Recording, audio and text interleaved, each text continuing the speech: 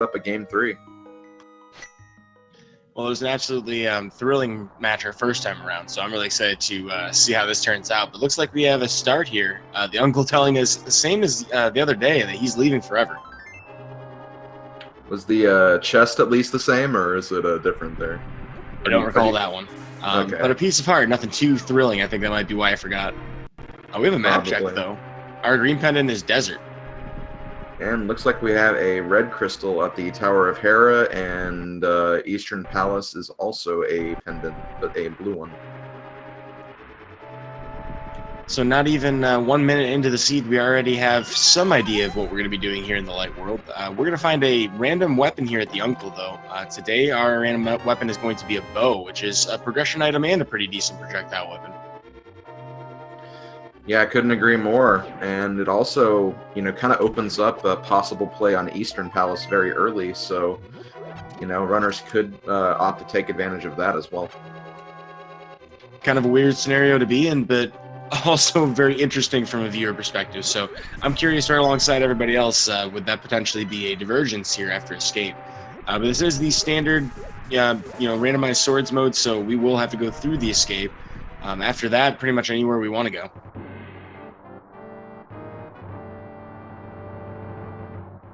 And chat astutely pointing out they also had a bow start last time around, so if you wanted an encore, today's the day. I guess so, yeah. Hopefully for Samura1man's case, hopefully not everything is the exact same, but, again, it's good to have some kind of familiarity, so you kind of get some idea of what your opponent might do, at least at the early part of the game. And we do get a sword from the first chest in the escape section. Yeah, it's both a comfort item and even a progression item. We need actually that sword for a couple of different things in the game world. Master Sword being our next really most important upgrade. And a little while down the road, we're going to want that tempered, but it's not exactly essential. So finding that very early, very nice. We have a few curtains we can open. Don't have to worry as much about our ammo.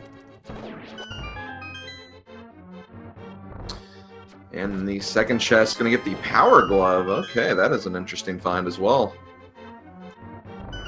Really finding all of our early light world equipment pretty quick. Definitely.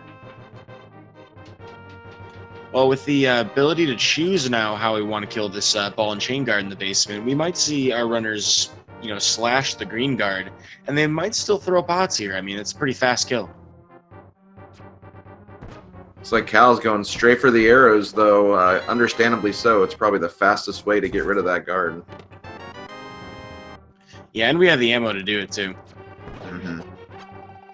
Yeah, that's what's nice about getting at least 2 different variations of the Uncle items in Escape, because you don't have to worry about that ammo conservation as much, and with the sword you don't have to worry about any sort of ammo or magic at all, so you can just kind of use that to farm freely for bombs as you go through the rest of this. Of course, though, RNG could be a horrible mistress and end up messing us over when it comes to finding a bomb anyway, and I've seen it happen, so here's hoping nobody has to spend like several minutes trying to farm for it, or that if they miss it, that there's nothing back there.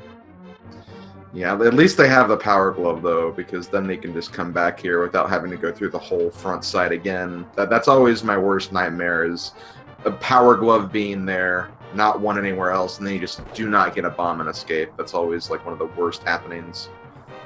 Yeah, I lost a pretty bad match once, actually, to having Power Glove back there and no bomb. So, yeah, I think it's a valid thing to be afraid of. And still no bombs. Kind of surprised that we haven't seen one yet. Well, we've gone through a couple of prize pools, mostly the guard prize pools, and we still have, like, the snakes and the rats to go in the... Oh, wow! Oh. Samura1man found an 8 bomb in the middle of the room before he goes to the sewer, and that's... that was on a green guard, so Cal is not going to get that. Going to have to get lucky with the rats back here. Yeah, still a very decent chance of finding at least some kind of bomb drop. These ropes here are a really great opportunity. Using the bow because it's a lot faster than slashing.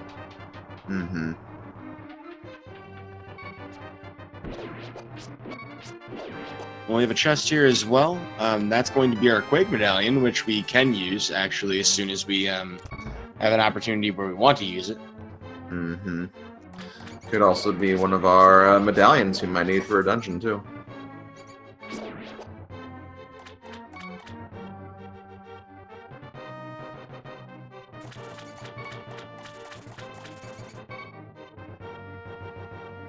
Oh, we have a key rat that we need to kill here. This is one of the enemies we needed a weapon in the first place to actually take care of. And get an arrow drop, which is always nice. Whether or not Eastern Palace is on the menu or not, we will still want to have as many arrows as we can work with.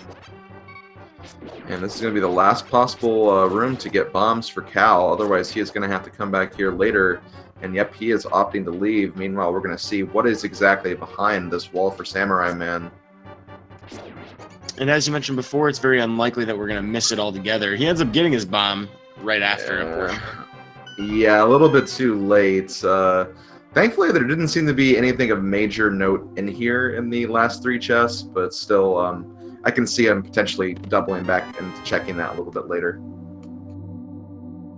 And gamercal is one of 2 runners so far who forgot that they could skip the Sanctuary chest. Well, he had 3 other chests to check, though, so he didn't know that for sure. That's a fair point to make. So that is one thing that Samura1man will be able to save some time on if he remembers. We'll see in just a moment if that's the case. Yes, all right, 3 seconds saved. Chad does bring up a good point, though. There are 300 rupees back here, and that is, especially at this point in the game, very nice to get. That'll definitely cover you for the Kakariko bottle vendor, and in addition, it will just be a good starting amount for some of the other major expenses you need to purchase for this seed. You know, it's too bad, though, that they didn't get the same cart, though, so those rupees really the biggest thing that was of value there. Mm-hmm. Wow, insult to injury with these bomb drops that we're finding. Samura1man, plenty stocked, but gamercal, when he does do a tree pull, will actually probably be a little bit upset about that one. And Samura1man also checking the lumberjack tree area, seeing what we're going to have here today, just a heart container. Aghanim could still be on the table for Dark World access, but for right now, we are not going to be beating Aghanim for that item. Yeah, that's always a breath of fresh air and relief for just about any runner. Whether or not people check it, or even the lumberjack tree at all, oftentimes depends at higher levels on whether or not you have those boots. But sometimes the information is just worth having. You know, I mean, if I'm going to potentially go to one of these dungeons, I'm going to want to know if I really need to do it. Yeah, exactly. And looks like we're not going to have anything of vital importance on the race game or library, so gamercal is going to go up to Kakariko. Has some more bombs to work with as Samura1man finds the mirror inside the forest hideout. Well, I guess it reflects, you know, how meaningless the rest of the area was. I mean, Kane O'Brien was in the forest, but probably not the most critical item we would need for quite a while. I guess so, and... I got a little confused looking at Samura1man's tracker. Looks like the wrong Kane was marked. I could also be wrong, but they look kind of bluish, and the fog layer on in the forest could possibly be throwing me off too.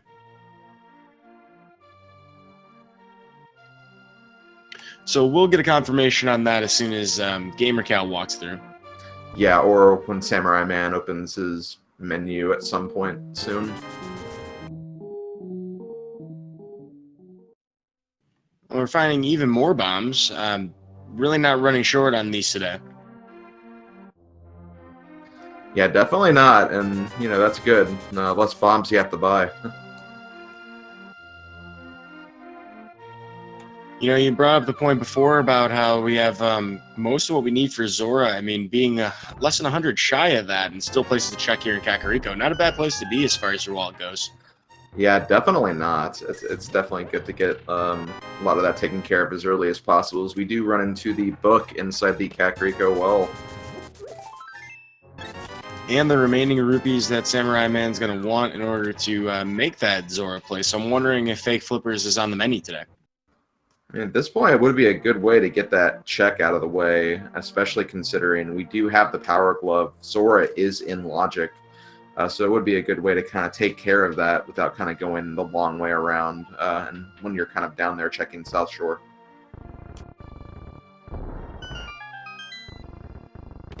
We did get a chance to look at that menu. It looks like it was Kane and Berna, so no Kane of Samaria yet. There's only a few places in the game world affected by that, but good to know that we can't do Turtle Rock yet. That's actually important knowledge.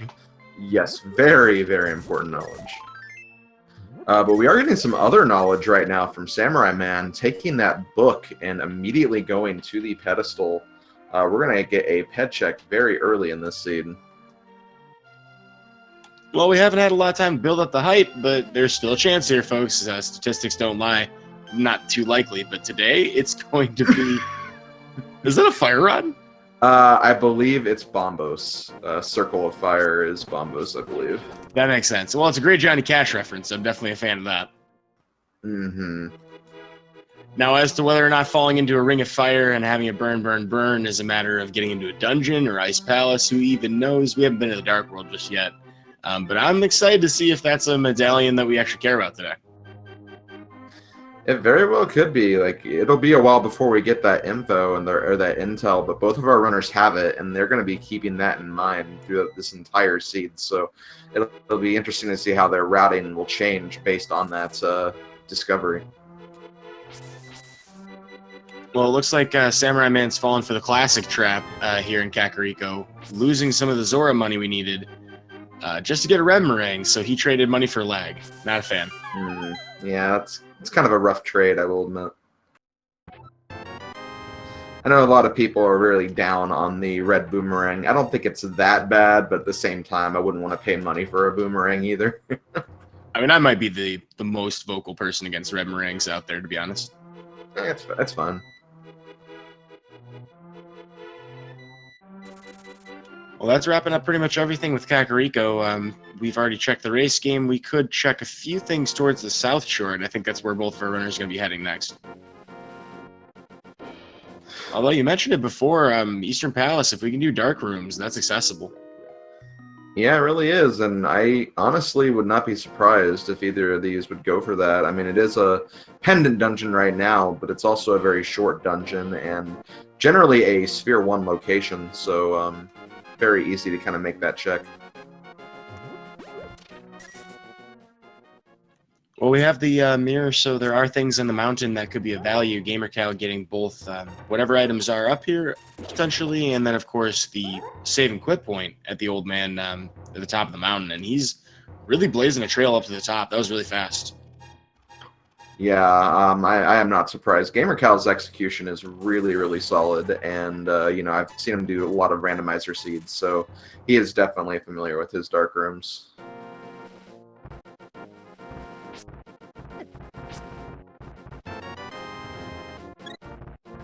And he even takes a heart of damage just to make sure we know whether or not that's Sang card. He really is has it out for the fans. I love it. I guess he does.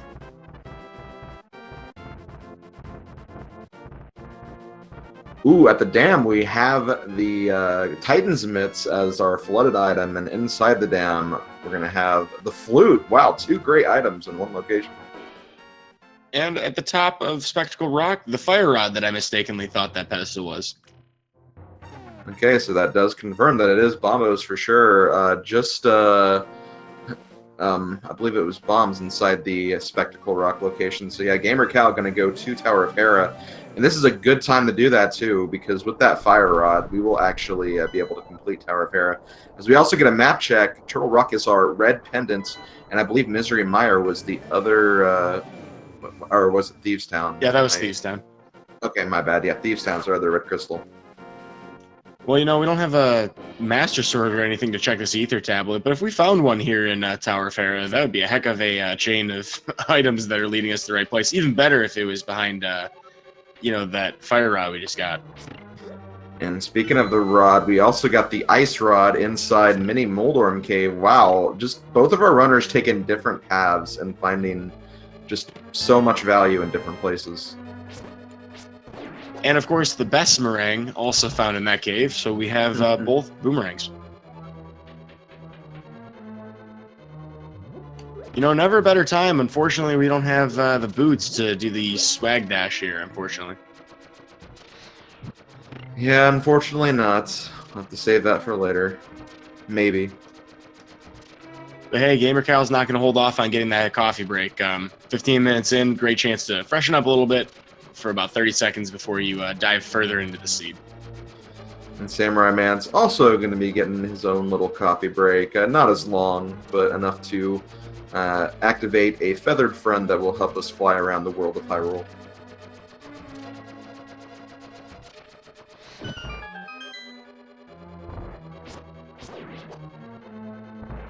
Well, that is our fast travel, and Samurai Man has a few choices to make. I'm kind of wondering if he's going to head right up to the mountain, because he needs to still activate that save and quit location. Yeah, that is true, but it looks like he's going to go to desert first. Going to see what the item is on the desert ledge, and looks like he's going to be heading to the Misery Mire area. I mean, why not? We need to know what medallion we need, and we can figure out what that medallion's going to be right here. That'll just be an opportunity to see or scout out very quickly, like you see on his screen now, what is actually here in the Dark World, and also an opportunity to check Checkerboard Cave as well. We have more than one means of accessing desert at the same time as well.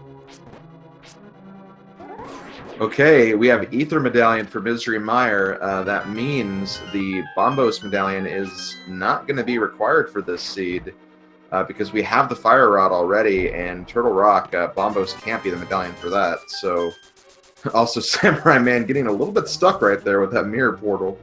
But yeah, Bombos is not going to be required.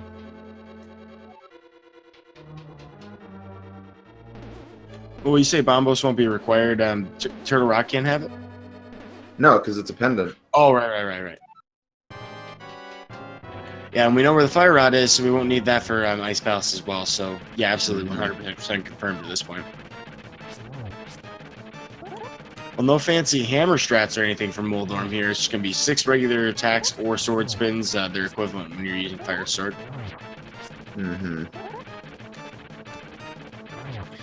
It's always interesting that the most vanilla way of taking down Moldorm is probably the hardest way to take down Moldorm.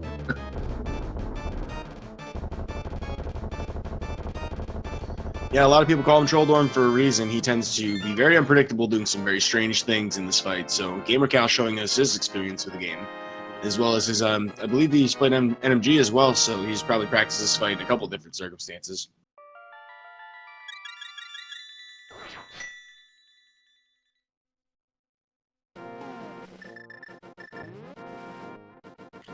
And even though we cannot get this item right now, gamercal is going to get some intel right here, seeing what's on the Ether tablet. We need at least the Master Sword to get the item.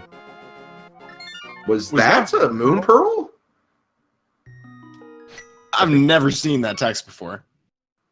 Yeah, I think that was Moon Pearl. It was talking about Bunny Links, so yeah. Well, that's a fantastic check to make. Samurai Man pretty likely to make it when he goes up to the mountain, whenever that is. It seems almost as if he's avoiding it, as if to say, hey, I want a couple more items before I go and make that commitment.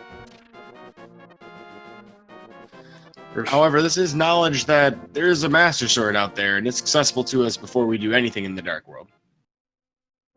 That's right. The only question is where that is going to end up being, and there are a couple of locations. Like there's still two other dungeons that we can take a look at this point. We have Desert Palace. We have the book and the mirror. We can even do the Dark World Warp to get in there, and Eastern Palace, which is available from the start once you get out of Escape. So very well could find a sword in one of those two locations. Yeah, and my money's on Zora. I mean, that's because I spend $500 every time I go there. We're going to get our South Shore checks from gamercal now, and Samurai Man now making his way up the mountain. We'll be finding that Fire Rod and, of course, finishing up Hera as well.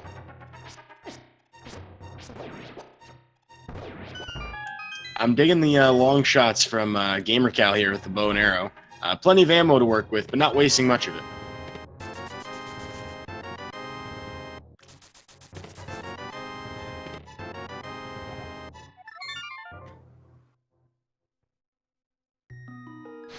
I think he is going to be doing the same thing that Samurai did as well, going to be activating his flutes and probably looking towards maybe checking that Mire area because he wants to have that intel whether or not he's going to need that pedestal item or not.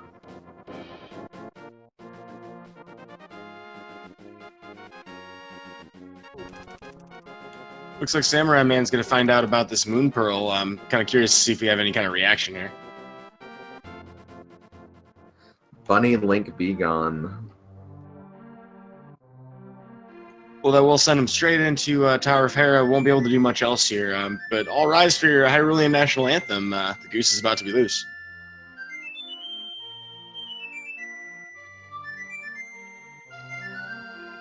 I think it's the part where you say play ball. And play ball.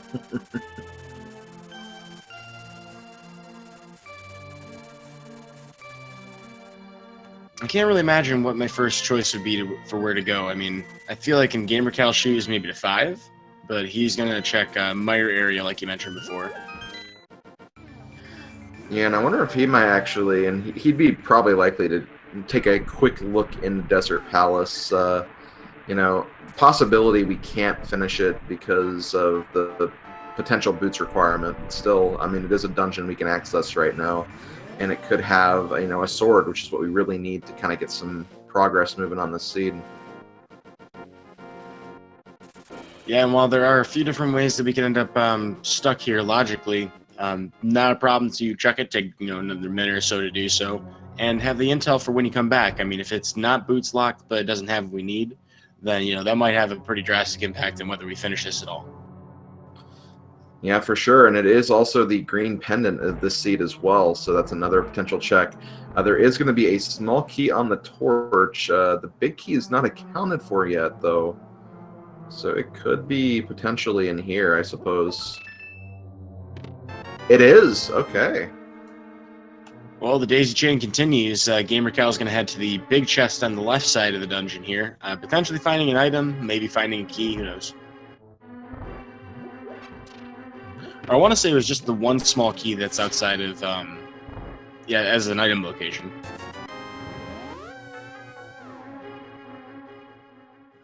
Well, until we find that small key, we won't be able to check the 2 item chests on the right side of the dungeon.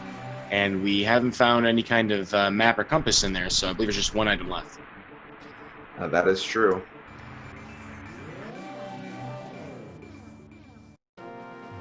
Yeah, it looks like Cal is going to be straight up finishing this. Now, from my understanding, I could be potentially wrong. I don't think Lamno is in logic, just because you know, the randomizer takes into consideration any circumstances where if you could potentially steal a key from back here to use in the back chest of the Desert Palace. So because of that, it kind of expects you to have the boots by this point, just so you can kind of make sure you don't get stuck. Yeah, as far as completion goes, the game doesn't expect you to necessarily be back here, but it's not preventing you in any way either. Some people will even steal the key from the front half if it's accessible to them, but you know, that's kind of situational. But yeah, nothing wrong with going to Lamolus now. Might as well find out what we have here. We know that this is the green pendant, so this will add to the Sahasrahla checks when we do go over to Eastern Palace, which interestingly enough, 23 minutes in, nobody's gone over there. Well, green pendant would be a good reason to go over there, so I could see Cal taking a trip after this when he's done. Meanwhile, Samura1man finishing up the Moldorm fights, getting his first crystal. Cal having a pretty solid Lamno fight. Yep, gets a 2-cycle in. And gets the second item from Desert, so he does not have to come back here. Yeah, that's always a really nice, you know, odds kind of working out in your favor when there's, what, 3 potential locations for an item, and you happen to get the 33% chance and get it on the boss. Yeah, definitely. I couldn't agree more.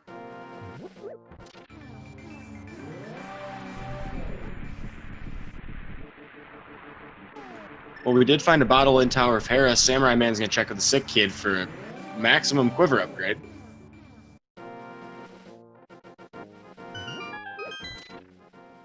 I believe we saw before from Samura1man, this is just a mushroom in the checkerboard cave. So a lot of these, you know, fetch questy style items, finding them early on where it would be convenient to actually check, you know, in the process. A lot of times you would get this later on and it'd be more annoying to say check off these one-off spots, but I think they can route these in. Yeah, definitely, and especially with that early flute, it's very easy to route those locations then, because you can just kind of go to those 8 different spots and get to item locations a lot quicker. Ooh, there's that sword inside Ice Rod Cave. So Samurai-man can go back to the Death Mountain and gets his Moon Pearl. Yeah, so he's the first one to know about it, but gamercal, hopefully remembering at some point that that's a possibility, is going to go to the mountain save and quit spawn location to flute immediately. So we have a bit of a high five here. Not for long, though. Looks like Cal's going to check in that mushroom as soon as possible. When we saw Samura1man do this, he actually saved and quit with, or not saved and quit, he did a hard reset because he had saved and quit right before checking this. So we might see gamercal do the same thing.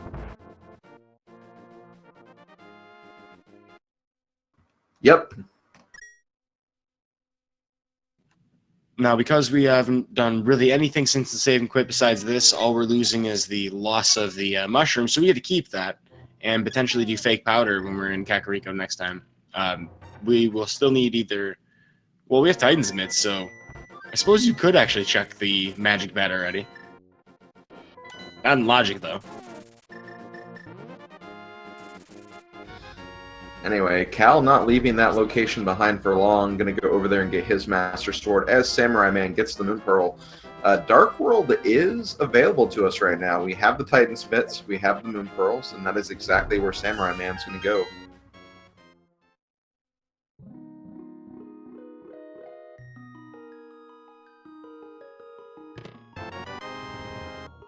And then, of course, if for any reason we needed to, get access to the east side of the Dark World with, the hammer being in a weird location, Aghanim could still be a reason to be over there. But, once we do find that hammer, that becomes a completely moot point. Even the hookshot would be helpful in that regard.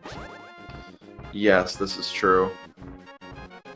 As we get another bottle inside the chest game.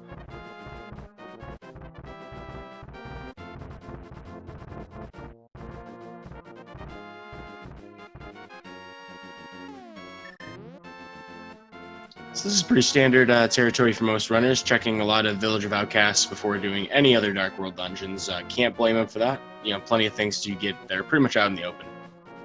Yeah, that, and there is always the big chest inside the Village of Outcasts or the Thieves' Town dungeon, because you technically need the hammer to get that. It could be a dungeon item, and therefore not required, but you don't want to have that one item be there and just kind of have that one location in your mind throughout the entire seed. Well, that's Moon Pearl for both of our runners in quite a strange location, but definitely a relief to have this level of sword this early on. Could be a while before we find that tempered, and a lot of these Dark World dungeons pretty difficult without a another sword upgrade. Yeah, this is very true. The game definitely, the vanilla version of the game, expects you to have Master Sword before going to Dark World. So when you have Fighter Sword, it can be pretty rough, and thankfully our runners won't have to deal with that. Well, we've got 4 item locations in the front half of Thieves' Town here. Samura1man is making his way through. One of those is always going to be the big key, which he has already found. So still a chance for a couple items here. Wondering if there's anything that's going to hold them back, say that hammer, like you mentioned before, that chest in the basement, from checking the rest of the dungeon. Mm-hmm. And we're getting a divergence in the form of gamercal going to Skull Woods, finding the tempered sword. That's going to be really nice for the Mafia fight.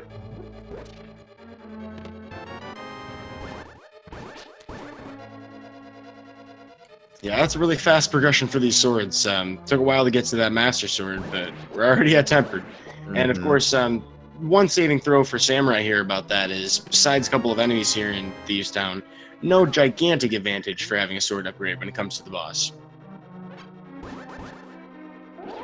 Yeah, this is true. If he goes to Skull Woods right after this, he'll have, probably better conditions than what Cal will have, just because of having more hearts, and, you may find another item that could be helpful, too. Oh, is this the God Pixel? Oh, Samura1man had the lineup, but just had bad enemy RNG. Gotta give that man props for trying. Mm-hmm. That is it is called the Hellway for a very good reason. Hey, maybe gamercal will give it a try, potentially having a little bit better luck with the enemies. Samurai1man, though, has a couple of items to check here. Has the, right before the bombable floor here. That's just going to be a big 20. And a couple things in the basement. Gamercal taking a death in the overworld? It has a fairy, at least. But yeah, that was an overworld death, so need to be a little careful. Those bouncing spaghetti monsters, as I like to call them, can do a lot of damage and catch you off guard. And overworld deaths are very costly, particularly with the equipment that we have. It would take a while to get back there, at least relative to how long you spent in the dungeon. Mm-hmm. And so that's the one fairy that gamercal had to work with relatively low hearts available. This becomes a scarier fight.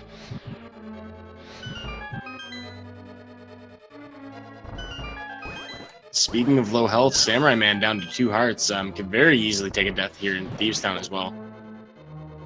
Yeah, I believe those horse-head enemies here can definitely knock you out with only 2 hearts, so you gotta be really careful.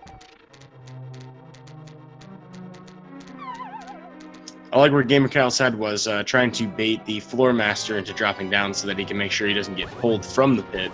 Fun thing about the Japanese 1.0 version that this is based on, enemies like wall masters can actually do damage and even grab you from the bottom of a pit while you're falling. Wow, really nice fight by gamercal here, using sword beams very strategically, and gets the kill on him very, very quickly. You know, you see a lot of people try to get rid of their sword beams just to avoid, you know, having things kind of happen weirdly. Ooh, Samurai1man taking his fairy revival in the blind fight. Getting a little off script from just a random bump into the boss. Mm-hmm. Yeah, as you mentioned, Tempered, a pretty comfy place to be for that Mothiel fight, and those sword beams are really good as a spacing tool.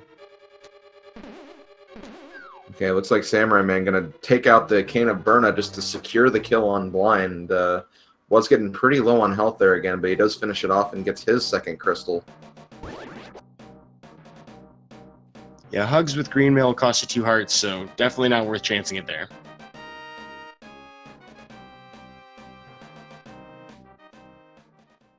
Well, that was a pretty fast dungeon for both of our runners, and they have full cleared, so they know exactly you know, which items they do or don't need here. gamercal's gonna check towards the bumper cave, which I think Samurai1man making the same check, and Ooh, hook shots. well, I hate to say it, but I mean, I actually do want to see Cape. Yeah, because that's going to be very, very nice. That'll unlock a lot of locations on Death Mountain and Dark Death Mountain, so can definitely get a lot of value once we find that cape.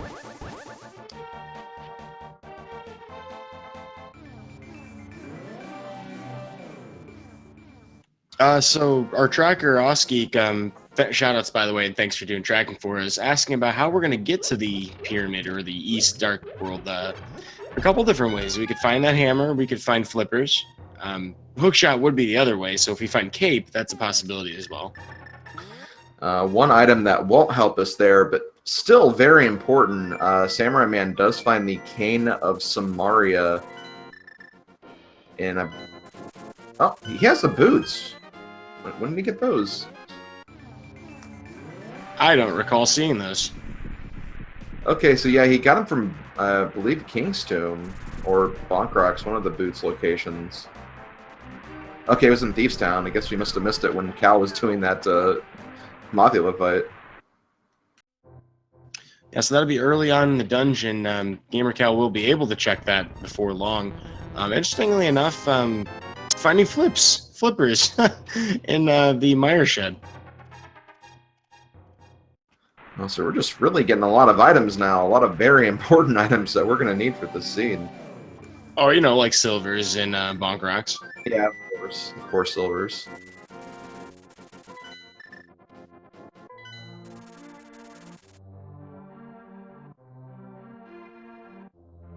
Well, I think Samurai1man buying a potion kind of showing us that he's feeling a little lucky so far after the items that he's found. Wants to secure the good fortunes here. And still has plenty of rupees when he decides to go to Zora, which both of our runners have not done yet. Yeah, this is true, and we are going to be seeing our runners kind of swapping positions now. Gamercal going to be checking out the Thieves Town area and Village of Outcasts. Samurai1man more than likely going north to the Skull Woods area. Probably another reason why he got those potions, because he knows that Mothula could be a thing. So that's what they're going to be doing. You know, we were talking about finding those boots, and it just occurred to me that I saw him try to do a Hellway dash and didn't even realize he had boots. You know, yeah, now that you mention it. Well, nevertheless, both runners opting to finish up all the checks that they've passed over for their individual plays. Gamercal should be finding those boots pretty soon then. Yeah, it had to have been early in Thieves Town then. Probably, yeah, the first 4 items in that point. Unfortunately for Samurai1man, those silver arrows not going to help with Mothula, but still, Tempered Sword, not a bad fight. One place where the silver arrows actually help out in here is the Gibdos. They can't get hurt by normal arrows, but silver arrows, they go down in 1 hit, and that's kind of a good way to kind of conserve some magic, especially in the last area. As a frame of reference, folks, if the fighter sword is considered to be 1 heart of damage for a slash, a silver arrow is 100 damage. Only 2 enemies in the entire game can survive more than 1 shot. Vitreous and, of course, Ganon. Presuming, of course, that the enemy in question, whatever it may be, can actually take damage from that damage class, but that's a big coding thing in the background. Yeah.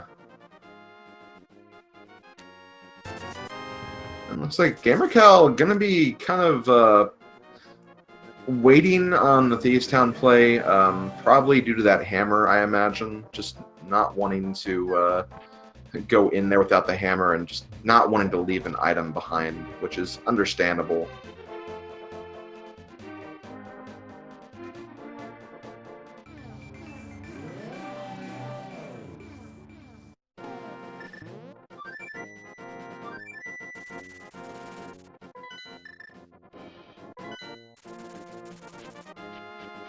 Wow, we're going to get the entire Smith chain from Gamercal, so I think your instincts are serving you correctly. We're probably not going to go into Thieves Town until that's the last thing.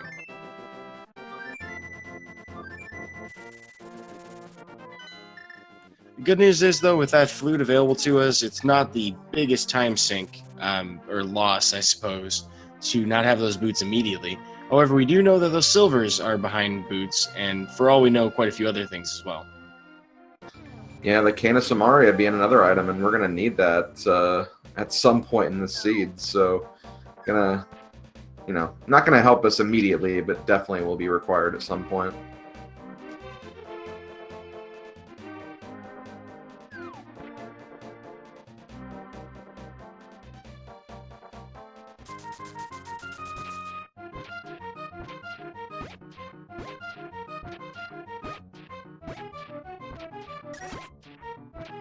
Well, so Ocarina of Time was not the first game in the series to give us a dig game. This is not Dompe's graveyard, though, so hopefully it won't take nearly as many as some 100% runs of Ocarina of Time sometimes take. Yeah. Even in 100% for like the vanilla category, the digging game is very irritating. Thankfully, the randomizer makes it so you're at least assured the item at the 30th dig or before. So, you know, at least it takes that out of it. Between that and the chess game, those are the only reasons that 100% is not really very popular in this community. Yeah. Ooh, there's the lamp inside the cave south of the grove. Well, it's interesting to find that because, you know, nothing that we could find, say, on the mountain was available until we found the flute in the dam, so it doesn't really block a whole lot, but we could now finish, you know, Eastern Palace. We could even do the castle tower climb, not that we would. And of course, there are plenty of things in the Dark World that would be locked behind that, including Palace of Darkness if we can find our way to the east side. We do have those flippers now, so that's a possibility.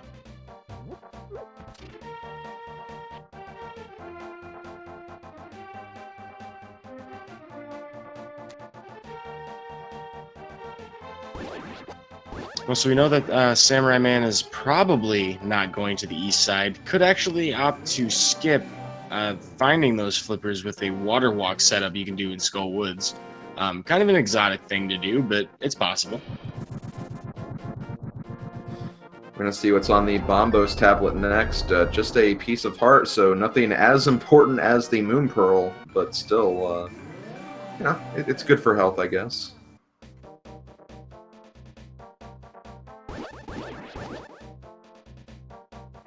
So let's see, we know where the hook shot is. We need the cape for that because of the bumper cave. We do still need... Well, we know where that King of Samaria is. You said that was King's Tomb, right? Yes. So we're pretty much just looking for that hammer. That's the only unknown besides the cape at this point. The hammer, the cape for the hook shot, and we also need to track down that Ether Medallion too for Misery Mire. But yeah, I think those are the 3 big items we're looking for right now. Well, 41 minutes in, we're checking this hype cave. We have found a full heart container, some rupees, and even a blue mail.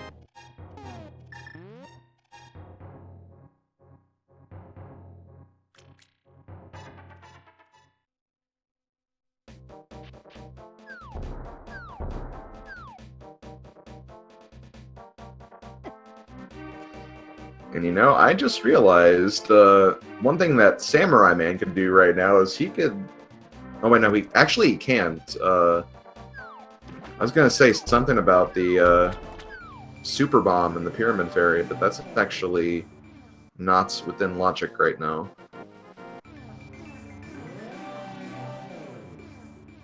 Unless we beat Castle Tower.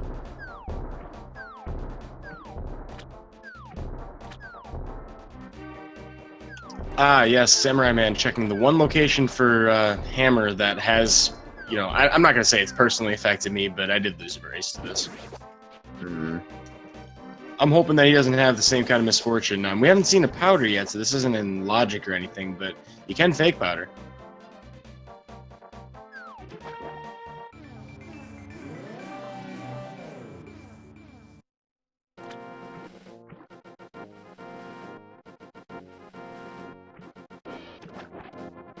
Just a red rupee, unfortunately.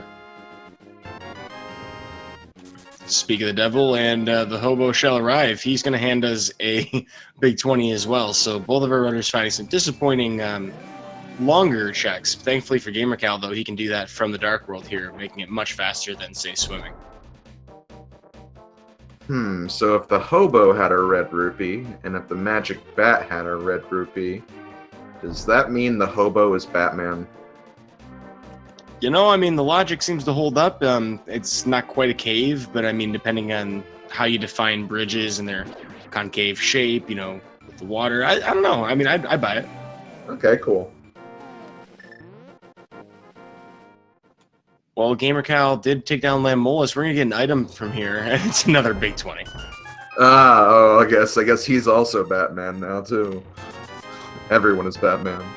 Yeah, we are replete with big 20s. There are 20 in the item pool, so I mean, at least we're getting a lot of those out of the way. Yeah, this is true.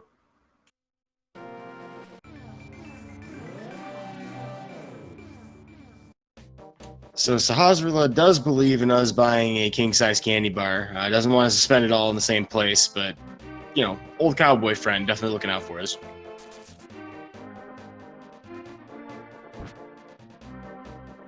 Well, we know that this purple chest that Samurai-man is lugging around right now, not too important, but find that lamp's nice.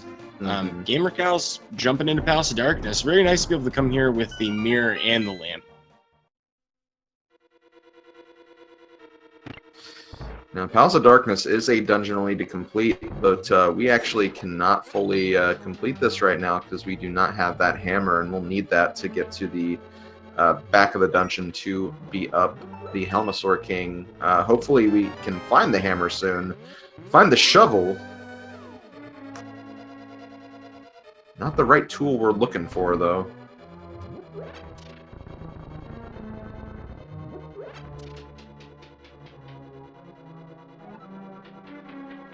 Yeah, well, with that being the first chest, hopefully he can dig a little further into this dungeon to find that hammer. Because, I mean, at this point, that's really what you're looking for. And very convenient to find a vanilla or semi-vanilla location. I think French vanilla is probably preferred here. A little faster. Mm-hmm. Yeah, for sure. Like, this is actually one kind of annoying thing gamercal will have to do. Once he gets to the end of this and gets the 2 items, he's going to have to mirror back just because he doesn't have the hammer to kind of jump down to get the closer items more easily. Well, so I don't believe that we've seen Eastern Palace, so that's still a location I believe that we could have the hammer. Mm-hmm.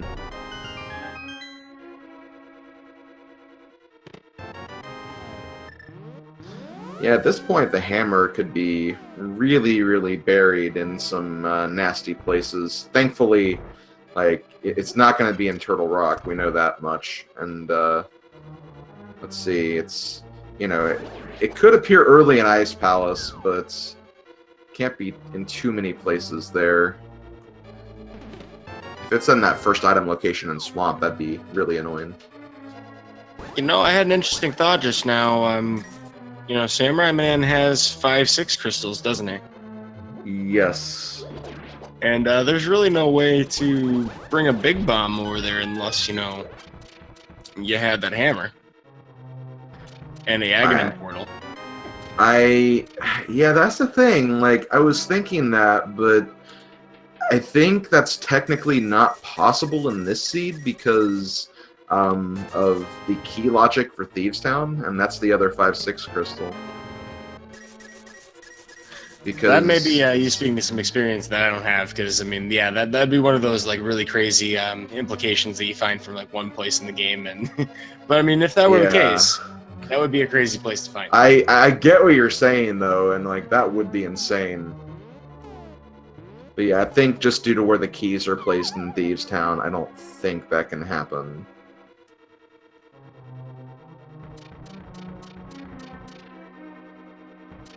Well, gamercal almost pulling off a hammer jump for us, having to head back downstairs and back up to try and reset the room because he had placed the bomb a little bit too far south. Yeah.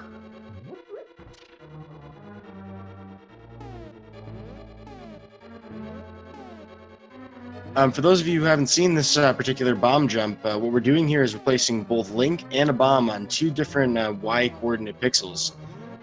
That will allow us to clip into the railing on the left, allowing us to skip the dark maze. A very handy skip. Even if you did say like 20 or 30 different pause buffers, try and line it up, it would still be a time save. But the big 20 today, not very good find. Yeah, not really, unfortunately.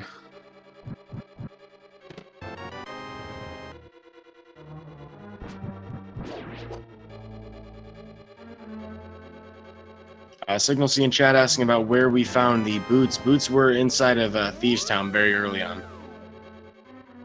Yeah, and those boots, they block both silver arrows and the Cane of Samaria, so very important item to get. Well, you know, we've had all this money for so long, and nobody's been over by Zora's domain, so Samura1man gonna check Waterfall Cave here, and we're also going to see both of the items over by Zora. You have a shield, if that means anything. Hey, you gotta start somewhere, right? Yeah, I guess so. Also, we didn't mention it before, but there was red mail in Palace of Darkness in the Dark Maze, so we have that advantage for gamercal right now.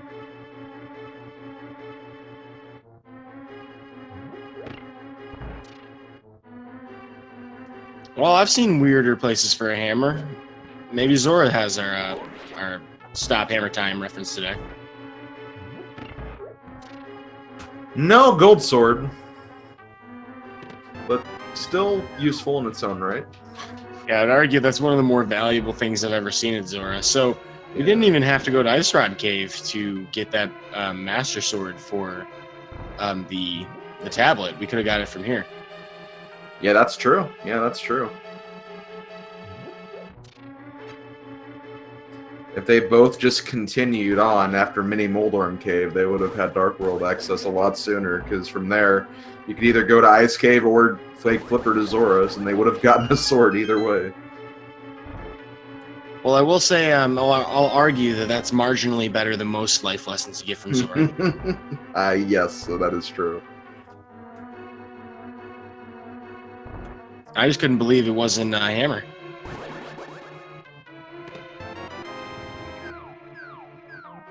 Well, that is still at large, and both of our runners do have their lamps, so they're not really hurting for any sequence breaks here. Pretty straightforward, just check everything you can until you find it. Mm-hmm. Samura1man possibly checking catfish, it looks like. Yeah, that's what he could be doing right here.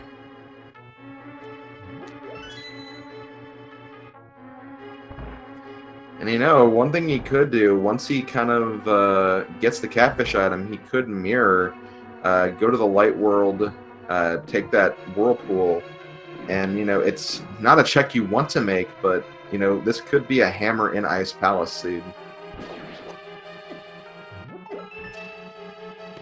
Well, we've seen stranger things in this tournament. With as many races as we've had, plenty of opportunity to see some strange stuff. Samura1man definitely skipping over that big 20, not having any interest in that today. Understandably so.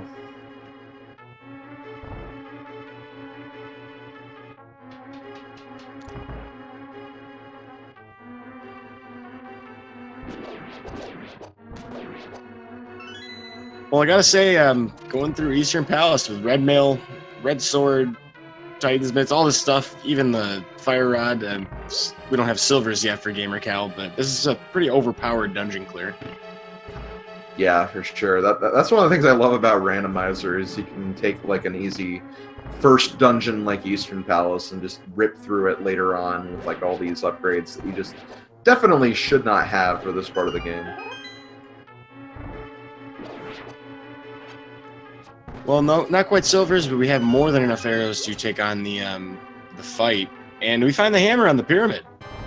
Oh, it was there the whole time. Well, thankfully, gamercal's not too far away from that, so he could potentially walk on over there and collect that after he finishes up here. I'm trying to think, where do we find those flippers again? Flippers were in Mire Shed. Yeah, so that was the only thing locking those was a flute, which was in the dam.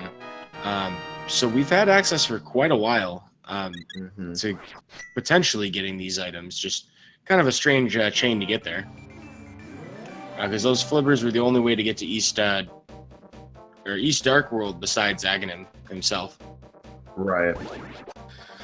Well, you see, that is the thing, though. The pyramid is one of those, you know, it's one of those locations that you think is, well, why didn't they check that? But it can be really hard to route that in. It is close to, like, Palace of Darkness and Eastern, but, you know, if you find some other stuff in those dungeons, you may just opt to warp away without checking that pyramid. And, you know, then after a while, it becomes just like a single location that's on your map, and there's always other locations with more items. So you can very easily leave stuff behind when something is there.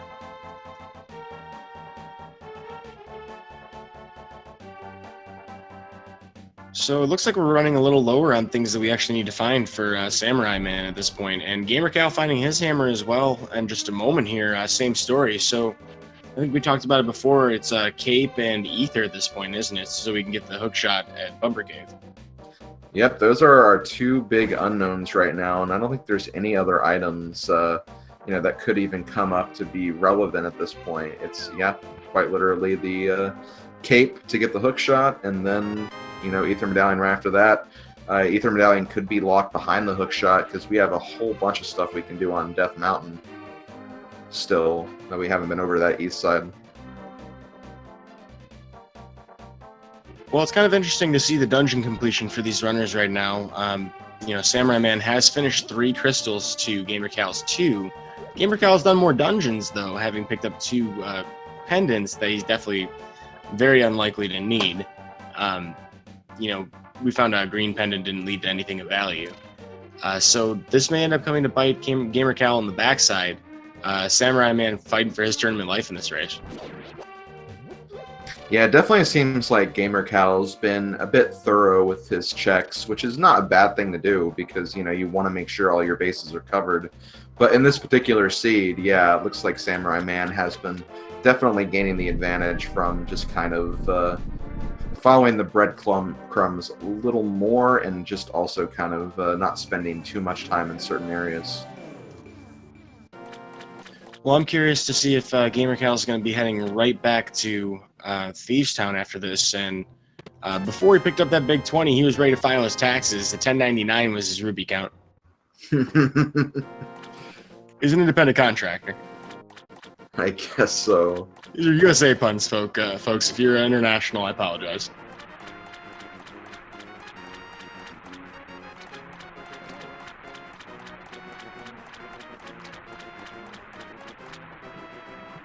I do like what ETAP is saying. Randomizer is about understanding conventional wisdom and guessing when to defy it. I think that's a great way to explain it.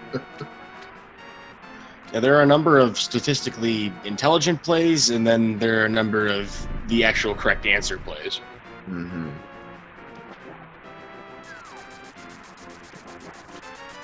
gamercal gets his butter sword.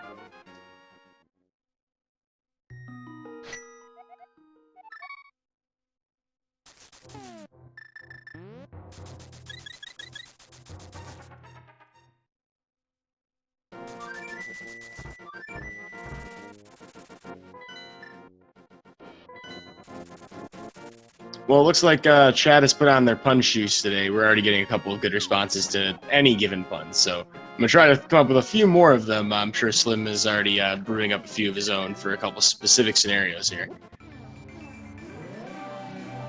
That's right now. gamercal actually heading to Ice Palace.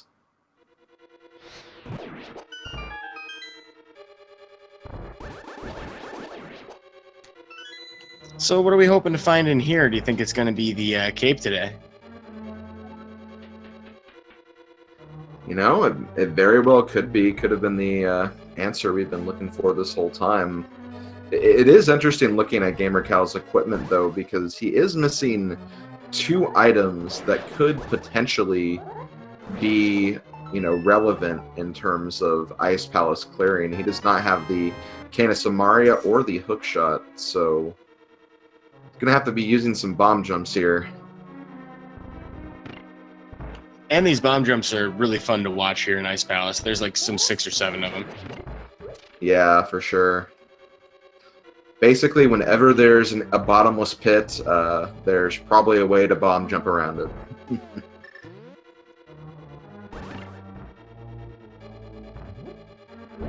It also kind of makes this dungeon confusing sometimes. You know, you may end up forgetting by halfway through what the game expects you to do with the logic in this dungeon. So that does sometimes send people astray, making some bad assumptions. Mm-hmm.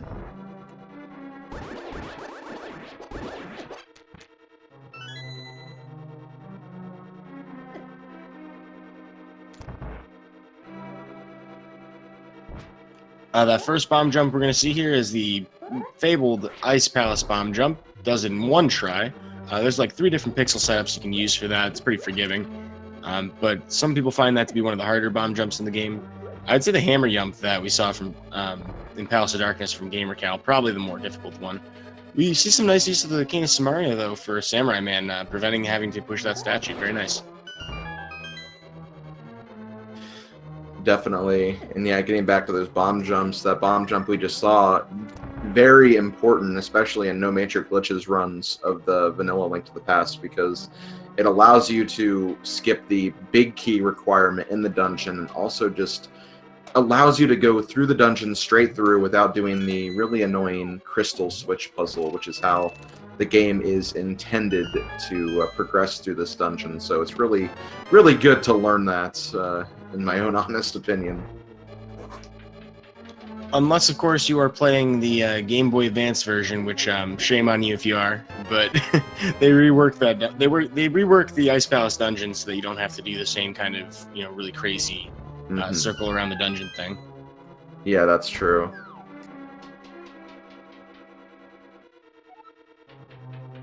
But thankfully, on the Super Nintendo version, we don't have to put up with all of the Ocarina of Time era Link sounds from when he's slashing his sword every time he dashes. Oh my gosh.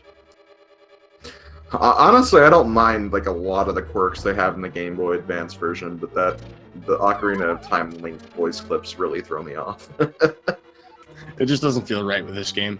But of course, any version of this game worth playing. Oh, for sure. Yeah, it's a great game, no matter where you play it on.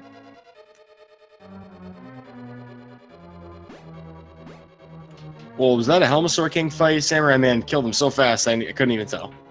Yeah, I kind of feel the same way. It's like his reign ended so quickly, and we get his King's Cape. That is hookshot shortly after this, I imagine. Samura1man is just looking for one more item in the Ether Medallion. Well, these are some fantastic advantages for him here. I mean, we already know that he's ahead in crystal progression here. This is going to become his race to lose if he can find this Ether before gamercal does. Yeah, that's true. And, like, again, like, the progression, making that call to go into Thieves Town, definitely, I think, gave him a huge speed advantage from the get-go, getting those boots. And Cal just steering away from that location, preventing him from getting a couple of really advantageous items. Also checking Palace of Darkness before checking the Pyramid also kind of hurt Cal, forcing him to do a double dip of that dungeon now as well. So Cal's going to have to make some really big plays here if he wants to kind of keep up with Samura1man at this point.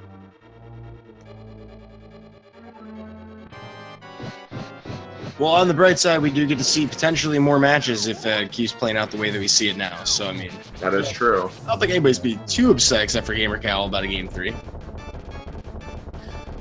This is true, reminding people that this is a best of 3. All bracket matches will be best of 3. gamercal did take Game 1. If Samura1man takes Game 2, Game 3 will be played. So definitely keep your eyes out for that if it happens. But, this race is still not over. Things could still happen. It only takes one item location to really just kind of throw a wrench in the works. So, anything could go on here. And will that item location be the Pyramid Fairy? Because there are 2 chests here. We're going to find out shortly.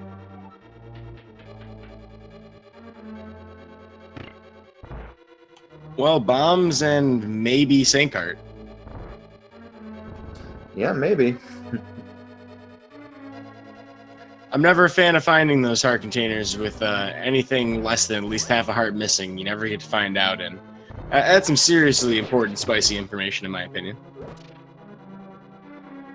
Anyway, it looks like Samura1man is also going to be checking Ice Palace, so gamercal is going to need to go definitely back to Palace of Darkness so he can get that cape, and also going to need to make that play on Thieves Town as well if he wants to have any chance of kind of keeping this race close.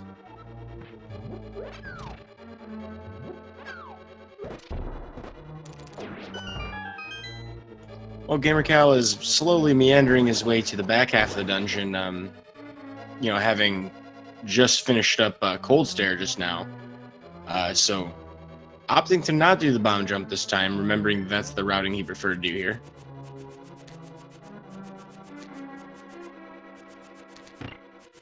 Wow, conveyor room really not friendly to him today.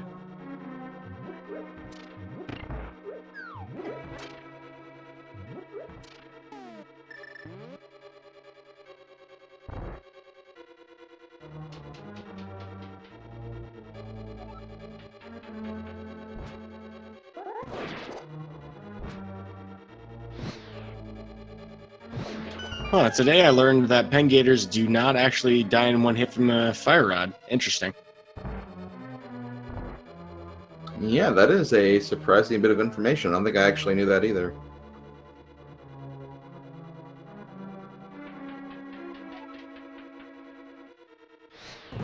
I'm trying to think of what gamercal has missed here. There's this chest that he's opening now, and I guess that was the one item that he was missing, so he just did all of that just to get bombs.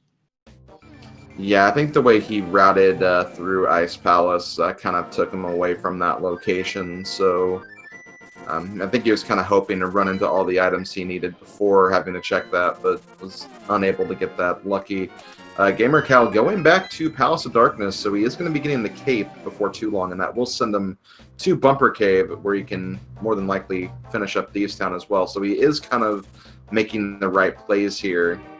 He just needs to make that one right play afterwards to find that last item that's going to be required, that Ether Medallion. And of course, because Ether is the only thing that is locking us from Misery Mire, we're definitely not going to find it there from those two items. But everywhere else in the game world, including potentially Trinex, I think, could potentially have it. We don't know what Turtle Rock's going to need to open, but I mean, just about everything on the table here. That's true. I mean, at this point, like, both our runners are going to want to see the Ether Medallion on Turtle Rock just so they can kind of narrow down their options. They know that Bombos is not going to be there just because of the pendant layout. But, yeah, that Ether Medallion could be in a lot of places, and especially in Turtle Rock if it is the Quake Medallion needed for that. Yeah, come to think of it, it's been almost an hour since we found out about that, Bombos. So probably not, fresh in our minds here, but definitely something to keep for our runners to weigh in with. Yeah, for sure. Oh, gamercal attempted a sexy statue there. Doesn't have the Cane of Samaria to skip the statue push, but getting a pretty close effort on that one. And you can just see from the arrow counts of both of our runners, Samura1man, because he has the silvers, has a lot more arrows than what Cal has right now.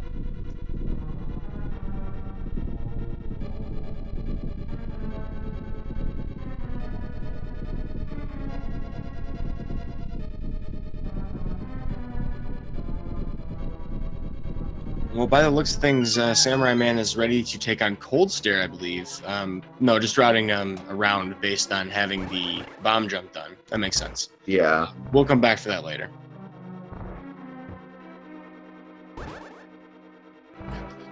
Yeah, so at this point, Samura1man is about a Thieves Town ahead of gamercal at this point. gamercal will probably finish Helmasaur before Samura1man gets the Cold Stare. So yeah, about a Thieves Town is what Samura1man is leading by at this point.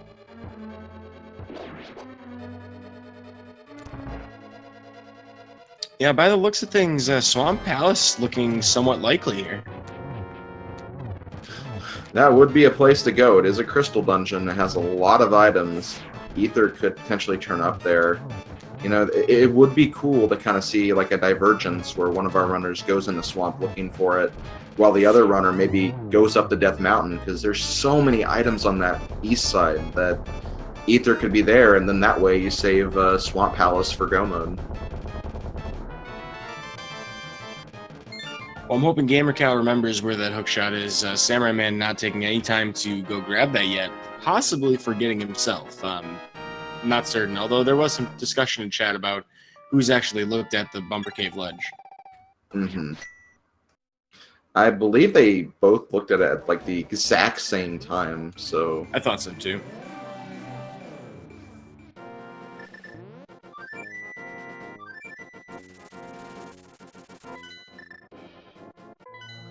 Yeah, gamercal is heading straight over there.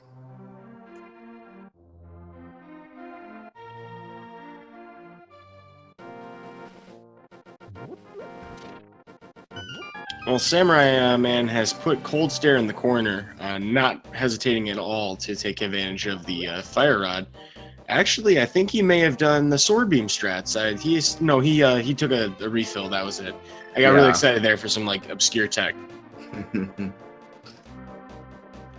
Since we were talking about it, fun fact, folks: if you have Sword Beams and your Fire Rod, you can line up the Sword Beams with the Ice Shell when you hit it with the Fire Rod, and it'll actually count for extra hits, allowing you to save magic if you don't have half magic in that fight. Mm-hmm. That is true. Yeah, gamercal picking up his hookshot now as Samura1man heading over to Death Mountain. Okay, yeah, he's going for the east side.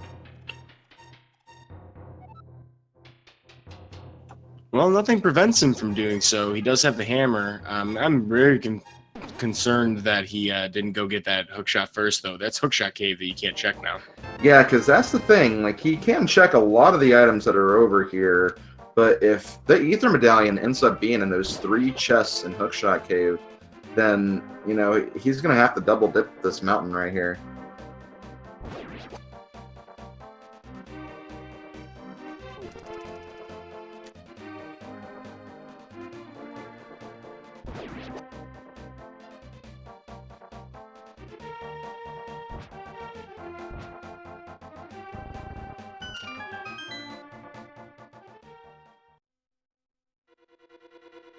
Well, so chat asking about who would be quote unquote in the lead. Kind of hard to say. I mean, you know, like we were talking about before, Samura1man does have the Thieves Town advantage right now. But gamercal does not have that hook shot, or gamercal has the hook shot where Samura1man doesn't. So, you know, if Ether was, say, for example, in Hookshot Cave, yeah, gamercal would have a pretty hefty advantage here.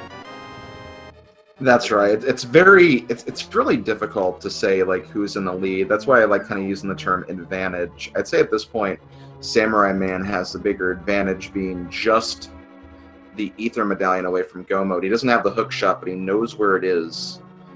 So because of that, he can at least go get that and still be closer to Go Mode than gamercal, and also, again, the Thieves Town advantage. It all depends on what gamercal does after Thieves Town. If he goes to the right place, he could be making a huge time save here. Well, Samura1man knows that you can do one bonk, you know, to get an item here in Hookshot Cave, and is rewarded with a powder for it, actually. Yes, he is. Anyway, gonna see what's on the light side of Death Mountain.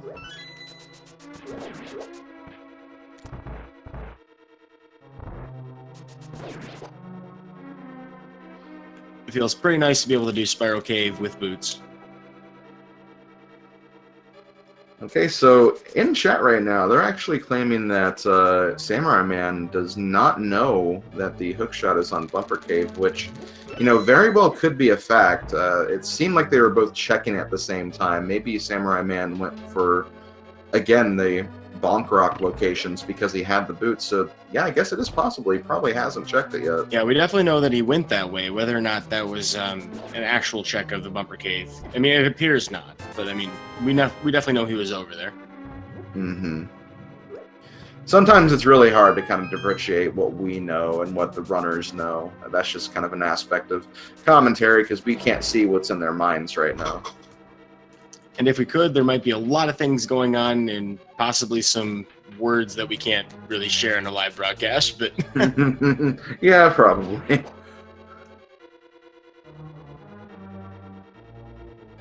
Paradox Cave over here, though, is going to yield a fairy in the bottle and a little bit of health. Samura1man not finding the Ether Medallion or the Screw Attack or whatever you may want to refer to it as that he's looking for. Also wanted to do a bomb jump there, but that didn't pan out. Hey, I gotta ask you, Slim Kirby, you know, in Paradox Cave, if you do that bomb jump, is that a vertical bomb jump? That's a very good question. It's a paradox for sure. This cave just confuses me, honestly. That makes 2 of us.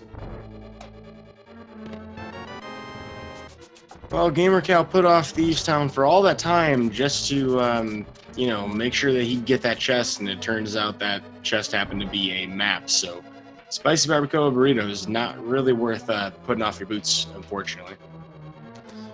Yeah, but like right now, again, like, you know, he's making very quick work of Thieves Town, even with that extra check. And because of that, you know, if he goes to the right location and, you know, he knows where the hookshot is, that's going to be a huge advantage for gamercal. And if he goes the right way, this will change the race dramatically. I am very curious to see Samura1man going into Turtle Rock. I mean, we have what we need to do it, so it's not like it's a terrible decision or anything. It's just a lot of time sunk into it.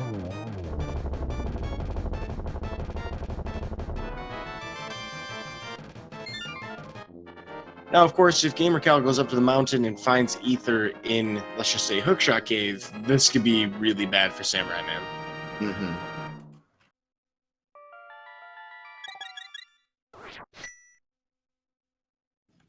Also worthy of note is that nobody's opting to check Swamp Palace. I mean, who would want to? Fair enough. Fair enough. Yeah, I mean, Swamp Palace does have 6 items, which, you know, you would think that'd make it a very prime place to check, but it could also just be 6 items you don't need, and it's so fast to clear the dungeon, just straight from the beginning to end without collecting items. So runners will want to save that for last, just on the opportunity that they can maybe get away with just going straight through it without having to dig through all the items. Oh, we do find the mirror shield here in the roller room. I guess I could definitely see where Samura1man's decision kind of came from. I mean, you have the opportunity to check, you know, a spiral cave, paradox cave, all this stuff, and then, you know, a dungeon on top of that. So, you know, we won't have a reason to come back up here after Turtle Rock really until we're about ready to take on Gan's Tower itself. Mm-hmm.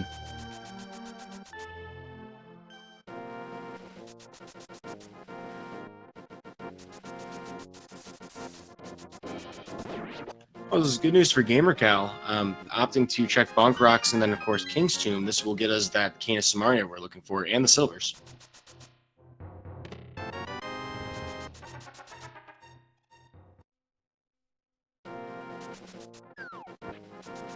Meanwhile, we are still digging through Turtle Rock on Samura1man's end.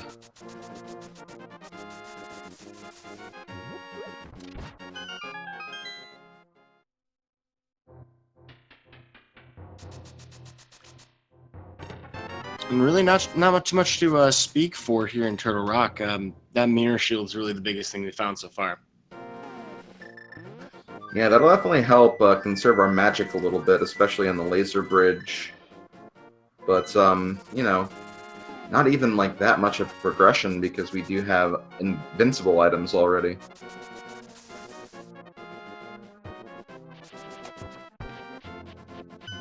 And looks like gamercal is heading towards the portal here. We are going to Swamp.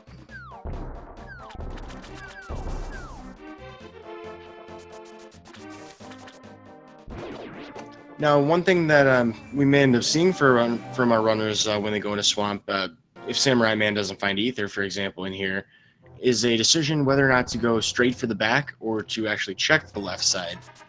There's arguments to be made for both. However, if you're looking to gamble and try and get the maximum benefit, you would probably dive for the back here. Yeah, that's right. If you find that Ether medallion in the flooded room or the waterfall room, you just know, okay, let's just go straight to the boss and just leave this dungeon afterwards. So it is definitely a good play to make when you're only 1 item away from go mode. And of course, nothing prevents you from going right back in, so we definitely will be able to check. Mimic Cave actually only has a big 20 for us today, so insult with injury for Samura1man here.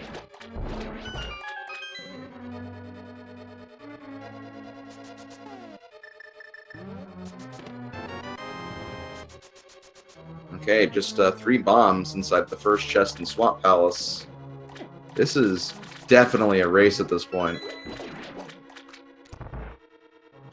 Yeah, and pretty tense moments as well. I mean, every one of these item locations or every one of these chests could potentially be the one that settles the game pretty much. That being said, though, it is a link to the past, and anything can happen even when you think the race is over.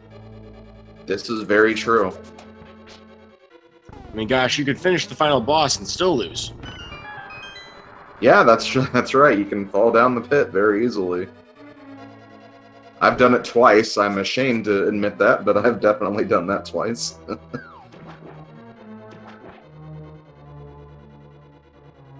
That's why I'm not in the bracket stage.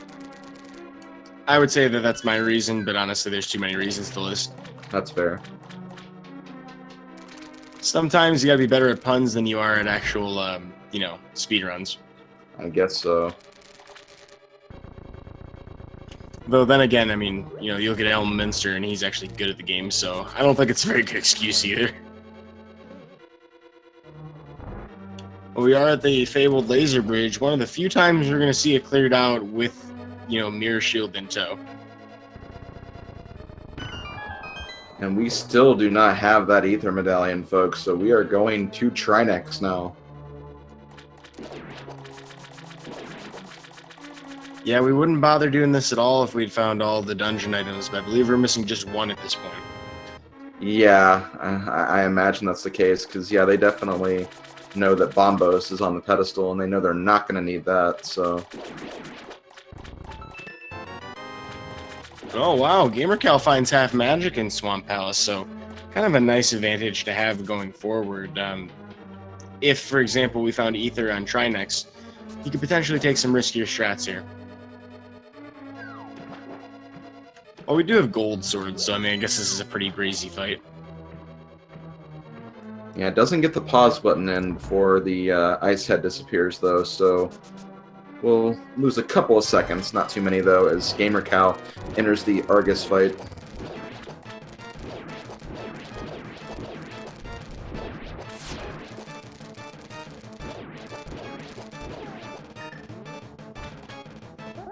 Well, that's the Trinex down. So we're running low on locations that we can actually check or things we can actually do, and oh gosh, it is Ether! Oh my gosh, okay, so, this is still interesting because it depends on, yeah, Samura1man, if he does not know where that hookshot is, he's going to be looking for some other locations first, so, and, gamercal does have one crystal up on Samura1man now, so, things could still happen. Well, we certainly know at this point what the mode is. We are still looking for that hookshot for Samura1man. Of course, we know on our side that it's at Bumper Cave. But he managed to skip over that before. Gonna end up checking the Spike Cave. So these are all little things that, are gonna potentially give gamercal an opportunity to think his way through and catch some time up. He's gonna have to go back to the left side, it looks like.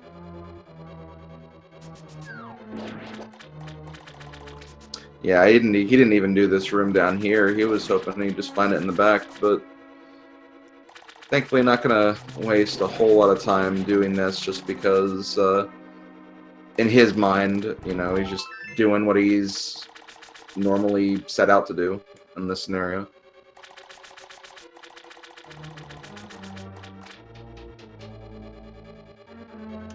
Well, picking that flute up kind of screams heading to Misery Mire, and yes, it looks like that's exactly what Samura1man's going to do at this point. Not a bad idea. I mean, it's one of the only 2 crystals you need remaining, but once again, an opportunity for gamercal to catch up some time that previously he was definitely behind on. Yeah, for sure. And, with Misery Mire, it's hard to know how the big key is going to be laid out, so because of that, a go mode of Misery Mire, you really don't know if you're going to be getting the big key immediately, or it could end up being the last item to check anyway, so this is probably not a bad dungeon to check first. Yo, Samura1man with the bird toss. This man loves the memes.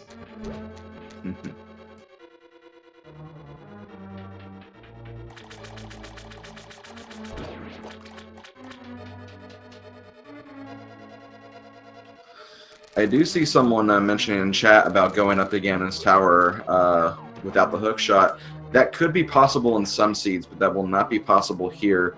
Hookshot is required specifically for 2 things in Swamp Palace. One, to even get to the boss, because there's one ledge you can't hover up to. And 2, you need the hookshot to even beat Argus anyway. So hookshot will need to be found before going to Ganon's Tower.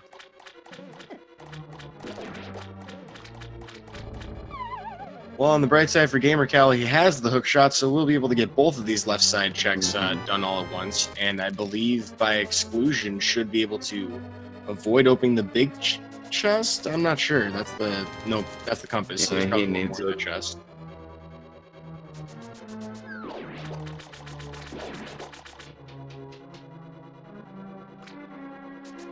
But we have exhausted every other item in this dungeon, so at this point, gamercal should know that, it's definitely time to go to Turtle Rock. And just Death Mountain in general, because he has not been to that east side yet.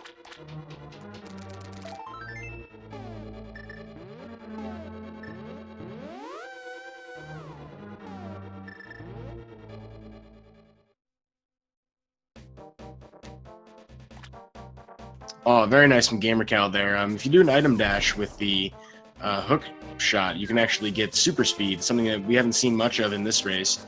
But a really nice way to get your fastest possible movement animation while having the freedom to change directions.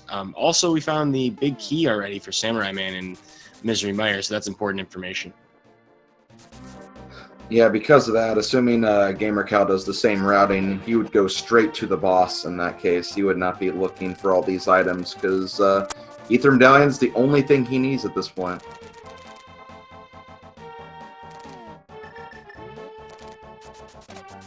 Ooh, we're seeing some really slick tech here from gamercal. You can't dash with the big bomb behind you, but if you hook shot something or take damage first, you can initiate a dash.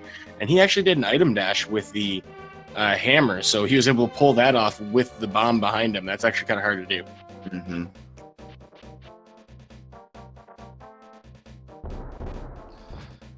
gamercal is definitely known for doing a lot of tech. In fact, on his YouTube channel, he actually has several tutorials for different glitches and minor glitches for this game. I used a lot of his videos to actually learn some things like fake flippers and bomb jumps and everything, so definitely something to check out if you're kind of a newish runner or someone who wants to learn some tech.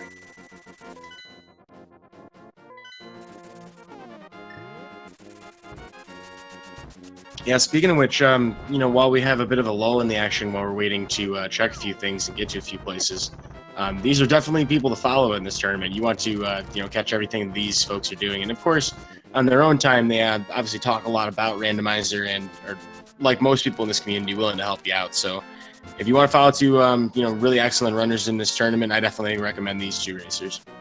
Oh, yeah, definitely. Putting on a tremendous show for all of us, for sure.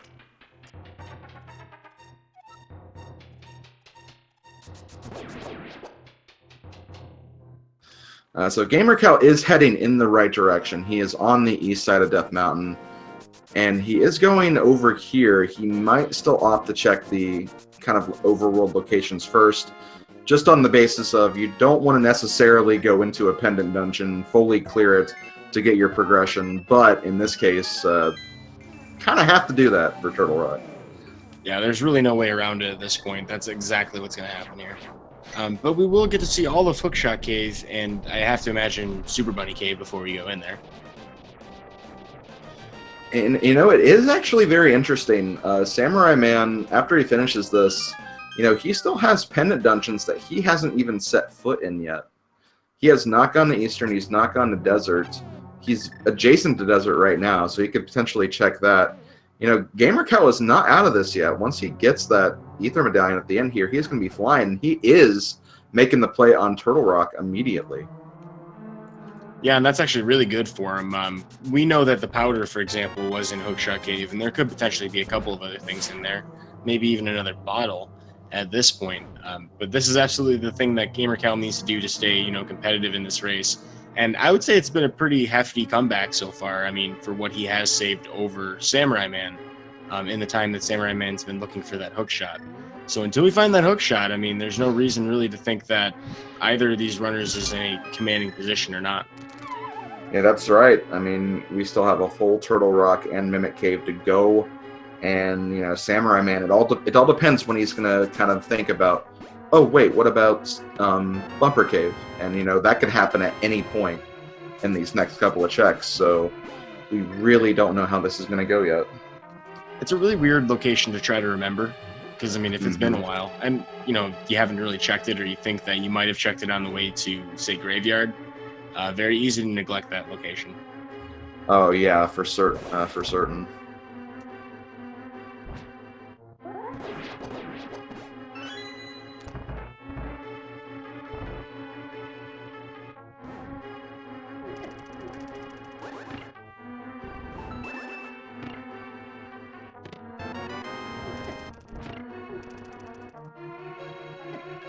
So are those change comps or are they bow wows? Well, Bow Wow is a dream, so I think they're just actually chain chomps here. Fair enough, fair enough. That's the best answer I've heard so far. I actually love in Hyrule Warriors, Link can actually use like a ball and chain weapon, and like the last version of it is actually Bow Wow from Link's Awakening. So you actually attack with a chain chomp, which is pretty cool. Are you referring to the original release of the game or the definitive edition that came out recently? It's in all three of them, so That's pretty awesome. Yeah, there's some interesting discussion online about which the links in the entire series is the most powerful, and a lot of people think it's actually this particular iteration of Link. But I mean, I'd say Hyrule Warriors probably got like the strongest Link by far. I mean, let's just be real here. Thousands. Oh, for sure. Yeah. Well, it's a good thing they never have to fight each other in a straight up fight, you know, for superiority of who's the best Link. Today, that race or that question kind of comes up to our runners. And look at over here on Samura1man saying he is making the play. He is going to see Hookshot up there on Bumper Cave, and he is going to be in go mode very, very shortly. So he's making his way downtown, crossing gaps, you know, hitting bumpers for D-boosts. You know, he's homebound. Exactly. Ooh, does fall there. This is literally going to be a straight execution race right now because, you know, no matter what, I can't see gamercal not finishing this. So, you know, he's going to be on track for being go mode 2. So it's going to come down to execution. Anything like falling right there, for example, that's going to be, and falling again. Yeah, that's going to be time waste here. And it's a very annoying spot, too, because you have to really hug that wall in order to get around that gap. And I'm not exactly sure, you know, what input Samura1man's doing here that's hurting him there, but it's definitely very trolly to have a hook shot here and if you're having some issues with that wall. Mm-hmm. You know, this is just a very interesting location for the item anyway, because a lot of people will think that you need the hook shot to get through this cave, but actually not. The logic does not account for that, so like it makes it so the hook shot can be there. Yeah, it's the first time I've ever witnessed that myself, but you know, at least Samura1man was able to figure that out. That was probably very frustrating. I would feel very flustered if I were in his shoes. Yeah, and he's going to be heading straight for Swamp. It's going to be a very quick clear for him. At this point, I imagine Samura1man's going to be heading up to Ganon's Tower first, so even with the lacking the hook shot for so long, I'd say he definitely has the advantage and the lead right now, but it is going to be close. Again, Ganon's Tower will determine a lot. Yeah, looking at this, gamercal's not far at all from Trimax right now. This is really tight race. I'm surprised at how much it's narrowed. You know, I mean, we knew that it was going to be down to a couple of items, but still. Oh yeah, for sure.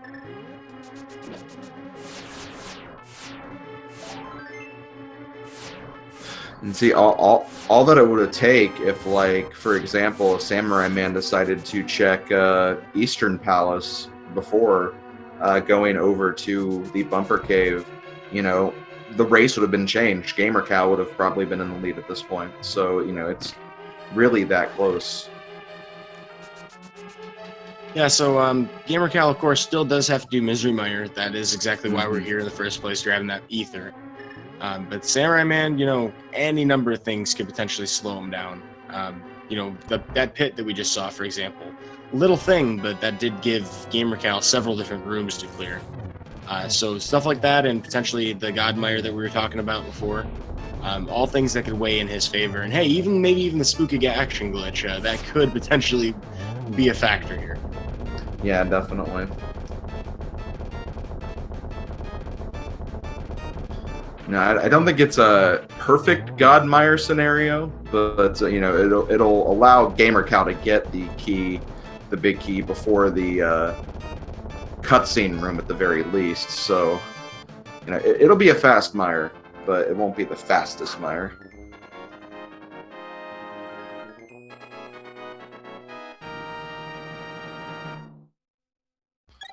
But with that, gamercal is also in go mode not long after Samura1man, so you know this is definitely a close race. And by the looks of things, gamercal will collect every single crystal and every single pendant. Yeah, this has been an all dungeon seed for Cal here.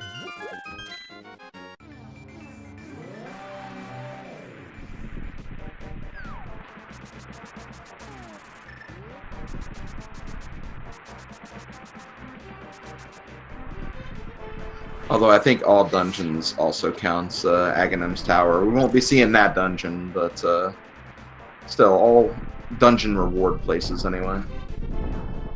Now, the real question of the hour, do we get a bird toss? Oh, it's looking good.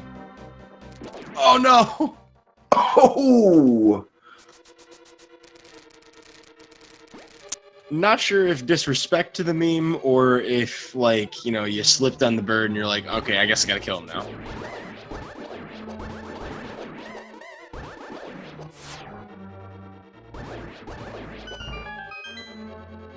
Well, neither of our runners attempted a zero cycle on Argus. Very difficult item dash you'd have to do with the hook shot and a sword outstretched. So we're not going to get any sweet boss or fast boss kills on that particular enemy. It's also the most difficult fast kill to do in the game. So, I mean, you know, grain of salt. Yeah.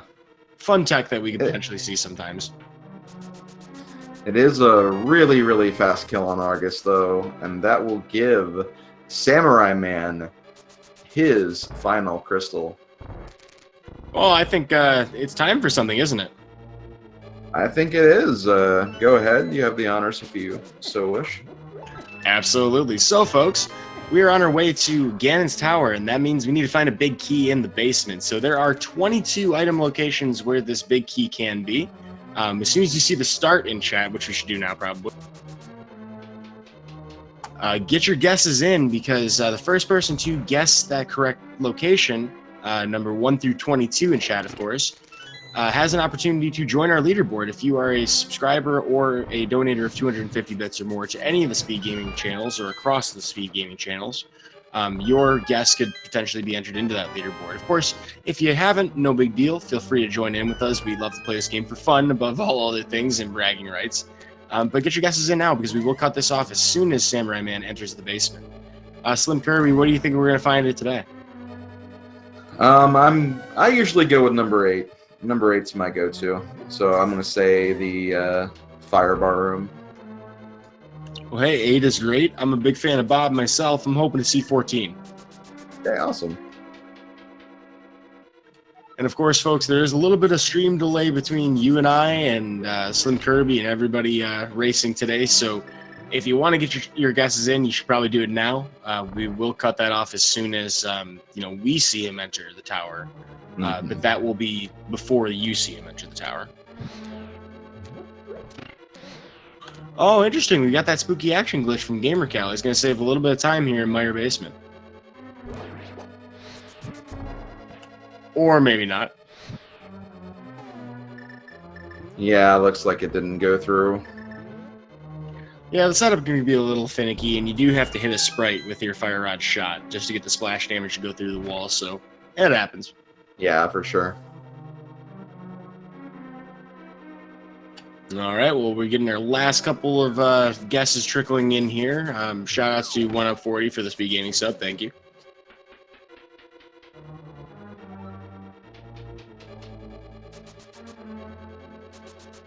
And with that, we will cut it off. So our first 2 items here in the basement will be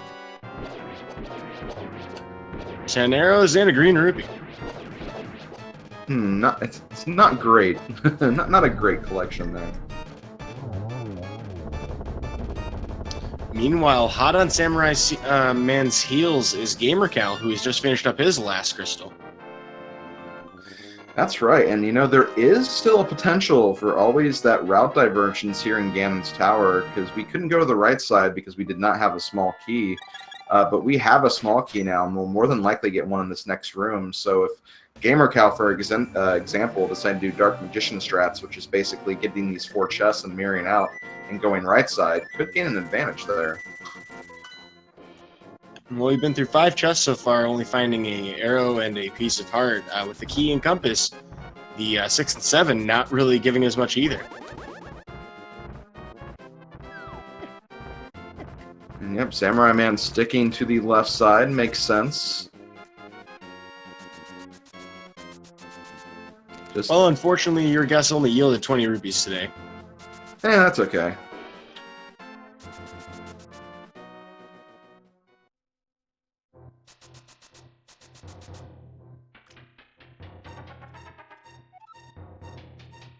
Really liking the Y item completion here. We really only missing, you know, the bombos to have every slot filled. Yeah, and we do know where that is, but yeah, pretty close to max completion there. So that should have been chest number 10 for that small key. We have the randomizer room up next.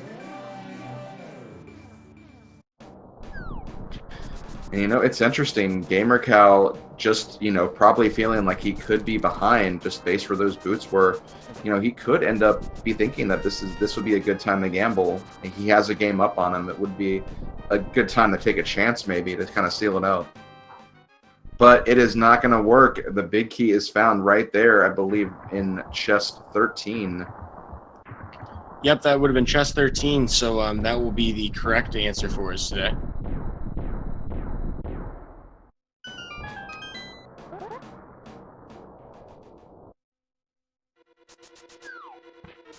Shout-outs and congratulations to ETAP, who is our first one to guess that correctly with a supporter status.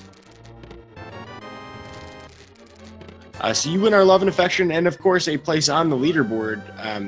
At this point, though, this race is coming down to who can get up to the top of the tower fastest. gamercal with about a 10 chest deficit as far as his checks go.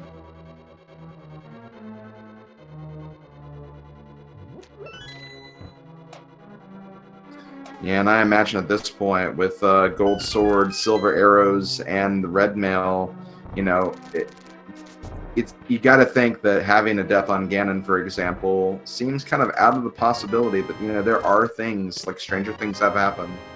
So you know, it's a saying that you hear a lot, but it's not over till it's over.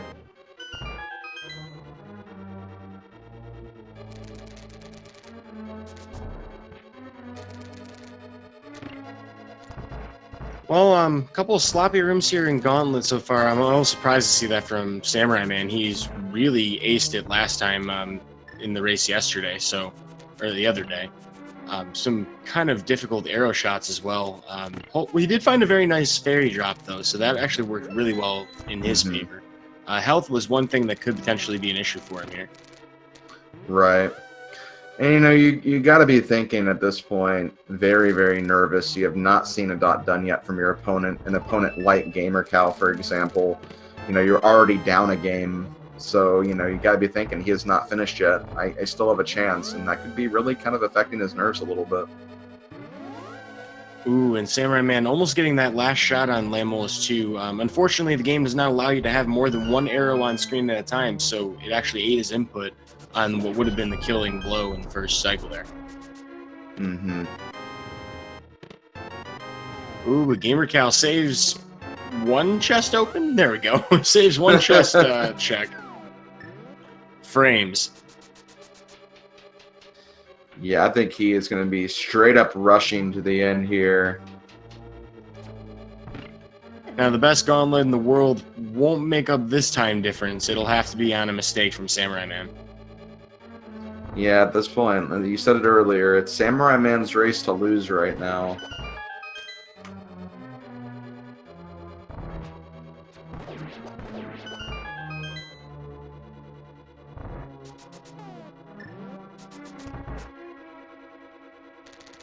And Samura1man does successfully avoid the Ganon's Tower despawn glitch, which would have been absolutely catastrophic for him in this situation.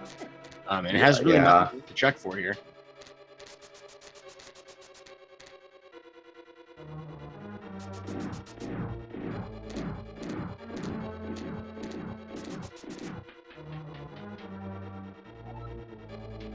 Talk about your healthy seeds, though. Samura1man with 16 hearts walking into this, you know, Aghanim 2 and, of course, Smoldorm 2 fights.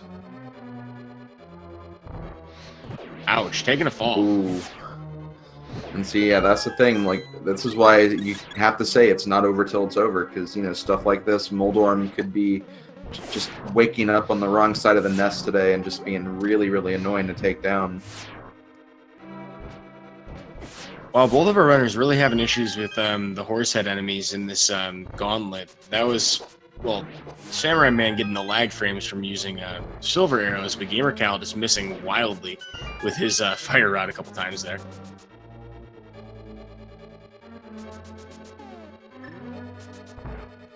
Well, it's time for everybody's favorite geometry wizard. I think the Profane Gamer out there, one of our commentators, had a really interesting word for this: trigonometry. Oh, okay. Yeah, I like that. That was like really hard for me to say. I apologize. Just I had to try. It sounds terrible to say, but it is pretty good. Well, leave it to a linguistics professor. That guy would absolutely come up with something crazy to say like that. Mm-hmm. Looking like a 4 cycle if everything works out well here, though. Ouch, that was close. So this is a fair amount of time lost here for Samura1man. Missing pretty rough shots in Aghanim. This could have been like 3 or 4 cycles less.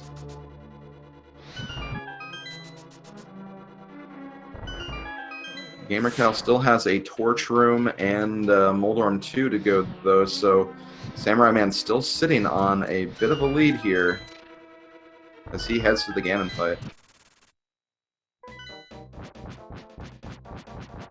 Well, we're coming up on our moment of truth. Ganon, with the equipment that we have, is very straightforward, but any number of things, you know, could kind of slow us up. We're going to have the same number of warps between both runners. That is standardized between all racers.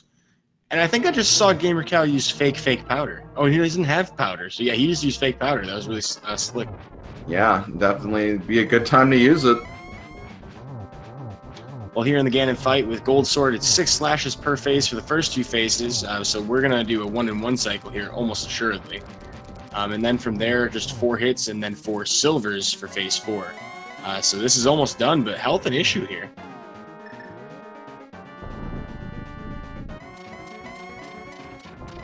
That's right. I mean, if kind of a weird thing to say, but if Samura1man has to take a death, it needs to be now before gamercal makes it to that fight.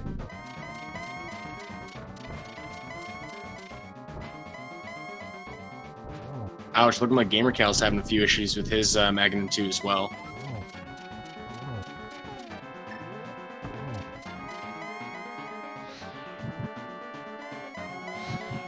Ooh, nice triple to end it up for Cal on Aghanim 2.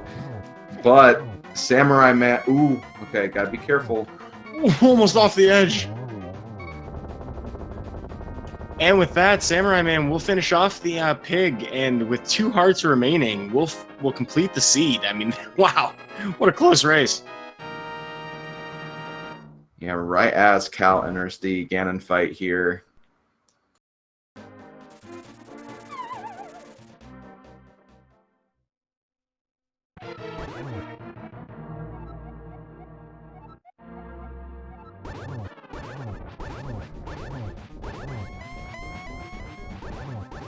So with that, gamercal will finish up his Ganon fight pretty quickly here. Like we mentioned before, this is a pretty cozy fight overall. And neither of our runners really had too much trouble from what I can tell here. Samura1man just getting a little close to death there. I was kind of surprised by that. But nerves. Yeah. When you don't see your dot done, and he's gonna find out in a moment actually just how close this was. Yeah, for sure. And just getting the stats here, Samura1man finishes in first with 1 hour, 47 minutes, 25 seconds. And in just a few seconds here, as we see gamercal entering the Triforce room, finishes with a time of 1 hour, 48 minutes, and 52 seconds. About a minute and a half difference for both of our runners. GG to both of them. And it looks like we are joined in the voice comms with Samura1man, the victor of this match. Congratulations and GG. GG, thanks. So, did you have any feeling walking into your Ganon fight how close this was? I was thinking it was either die or I was a little bit ahead. But I was just, for me, it was enough. If I lose by a few seconds, I don't mind. But I was happy I won, to be honest. Well, I'm very excited for how this finished because, with the narrow victory that we did have, this does push us to a game 3, and did have the opportunity to call your last one. I'm hoping you guys will be okay with me casting your third one, because I definitely want to see the conclusion to this series. I wouldn't mind, honestly. Feel free. All right. So, Kirby, can we make it happen?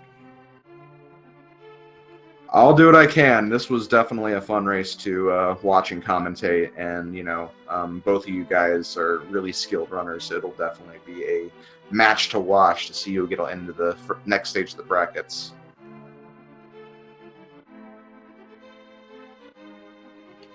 So, I mean, this race came down to a lot of really interesting, smaller decisions. We really thought for a while there that the hook shot was going to be a major impediment to you. You did end up finding it in time, though. I mean, you saw from the dot dones, of course, when you did finish, just how close and narrow that was. So I'm kind of curious, the decision to not check Bumper Cave when you were making your way across the northern Dark World, was there anything kind of behind that? Nothing really. I kind of forgot Bumper Cave. Then later on, when I found Cave, it was back in my mind, but I was just left it being there for a while until I had to just start checking one-off locations. And luckily enough, good thing I managed to find it in time, and I was thinking of gambling to Swamp Palace, which I didn't do, to be honest. Yeah, definitely. Very quickly, it looks like gamercal is also in the setup room. I'll go ahead and bring him in so we can continue talking about this seed.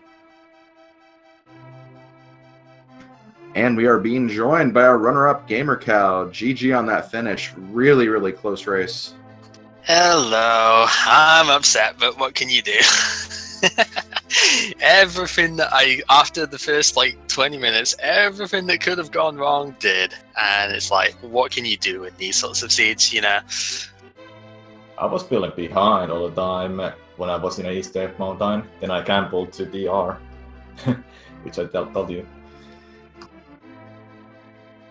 Yeah, well, as soon as I saw that hammer on Pyramid, that was basically it. I was like, well, I've definitely lost, but let's just play this out anyway. And, there's always the forfeit button if he finishes 15 minutes earlier than me, as I expect him to. So, Certainly not 15 minutes today. Much closer than that. Yeah, I'm quite honestly amazed at that. And I know some of it is because of the absolute YOLO TR that was literally the only thing that could have possibly kept me remotely contesting this one. But even at that, I am surprised given that boots were immediately accessible and there was no punish for getting them. And just everything else that happened in this one. I can't even go over all of the stuff for this. This seed just did not work at all.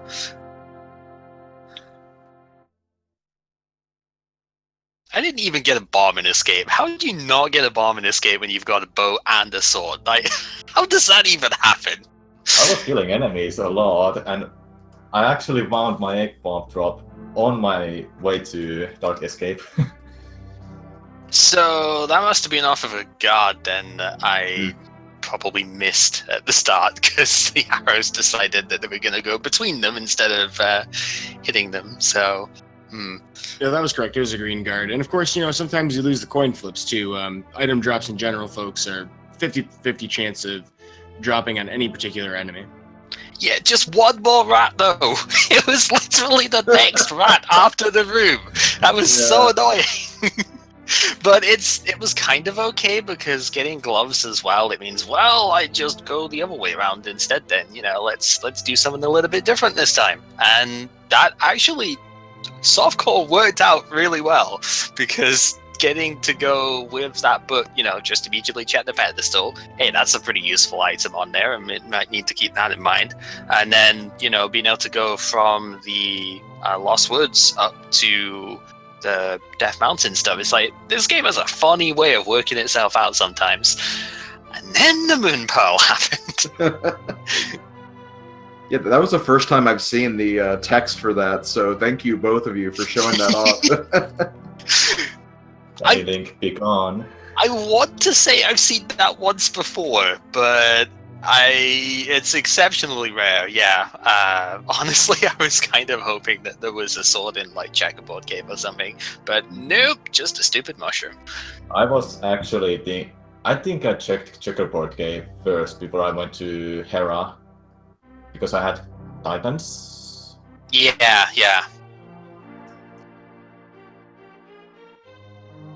It's just really funny on Master Sword and Ice Sword game, because I stayed away from it with the express thing of, I've just got the flute, I need to go activate that, and it'll be quicker to go back there. But then I didn't really want to go back there yet, because I was thinking that Bombers could be good. It's Green Pendant that's at Desert Palace. Maybe I can get that and, make it an extra good check when I go for Sahasrahla, who, of course, had nothing, because why would he ever have anything? Yeah, you definitely demonstrated an all dungeon seed for us, that's for sure. Oh yeah, did I ever? Oh, you ended up doing all dungeons. I never went to Eastern. No, I didn't check the pyramid beforehand, but I went for the Pod Eastern thing at that point, because there really wasn't a whole lot that I wanted to do. I didn't want to do Thieves Town without the hammer, because chances are it's going to be, Kane of Samaria in the basement or something. That's happened to me more often than not recently. So it's like, I don't want to go for that. I know it's a crystal I can clear, but that just means I've got to come back and get the item later. But of course, that was, punished for doing that. And, yeah, then that hammer happened, and I was like, well, I've lost this now by like 20 minutes. Let's just see if I can salvage anything out of this. So went for ice instead of Thieves Town, because I was thinking, okay, how do I possibly come back into this? That would be one way. So let's hope there's something there. And even that backfired, because the stupid 100% save bomb jump didn't work. And I don't know why. Yeah, well, though, in regards to items, though, I mean, it certainly seemed like the seed had you going all over the place, trying to, avoid going into, say, for example, Thieves Town, all these places that had the one-off hammer location requirements, and a lot of those ended up, kind of sending you on goose chases. But I mean, that being said, though, it really speaks to how well you route in general, that despite having completed every boss but Aghanim 1, you were still very competitive in this race, and, Samura1man's no slouch. I mean, obviously, you guys are in the brackets for a reason. So, this has been a really exciting race to watch, at least from the commentary side. I'm sure the audience agrees with us. Yeah, it definitely seemed like it was kind of going bad for you there, Cal, for a bit. But, once you kind of got that hammer, like, you were just, like, on a warpath. You were just making up time everywhere. And, in a coin flip situation, if Ether was in Swamp, like, the race would have been completely different. So, you just never know how it's going to go with Randomizer, and it's just kind of a testament to both of you that at the same time you were both looking for just that one thing to get that thing moving in your direction, and it literally just came down to that coin flip, and that's pretty much what decided it. It's been both seeds now, where the hookshot has been the problem point for you, Sammy. That's not. Yeah, that hookshot doesn't really like me. I hope the third match is not gonna have the same thing. You know what? We're gonna get the hookshot in the first chest in the third round, just to think that. One thing I have noticed, I know this is confirmation bias, as it says. The one thing I've noticed is that you play consecutive. It's usually when you play like 2 or 3 seeds in a row, but the item that messed you up the most in the last run is almost always early in the next run. That's what I've been noticing when I play. It's like I play 2 seeds, like, oh, the bow is the thing that messed me up the first time. Well, guess what Uncle's got this time? Yeah. I'm glad we got bow again. Hopefully the dirt match will have a bow. Yeah, the bow is my favorite start, although I actually am quite partial to the bombs now, because at least then you're going to be able to do the back of escape. So I actually quite like bomb start as well. So maybe we'll see the fabled sword star. Who knows. Well, I know whether or not I actually commentated. I'm definitely tuning in for this game 3. I'm very excited to see how this ends up finishing up, and hopefully no major hookshot trolls. I think 2 is enough. You know, we want to see the most exciting, compelling game 3 possible, and you certainly said that. Both of you certainly set the stage for that today.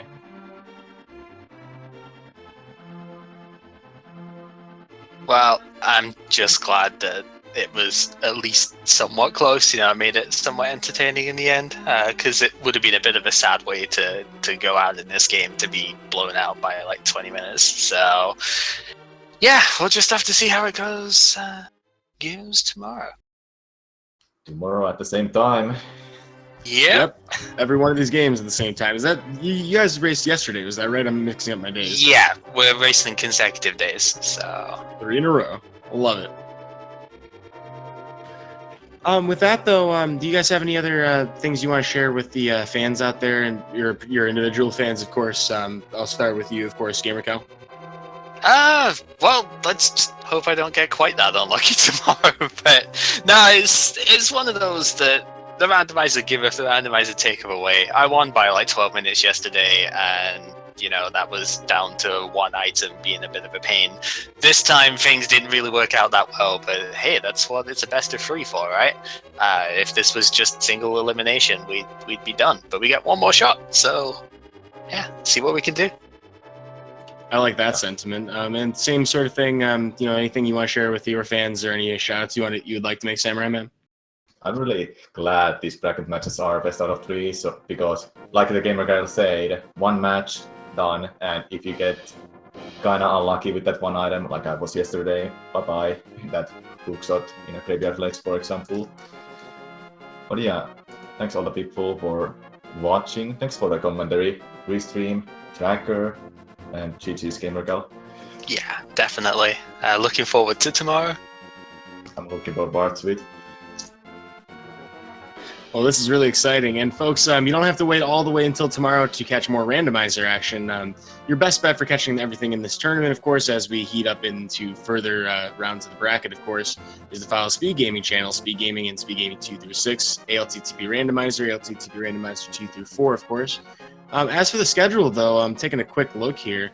Slim, there's a lot of matches on the schedule, aren't there?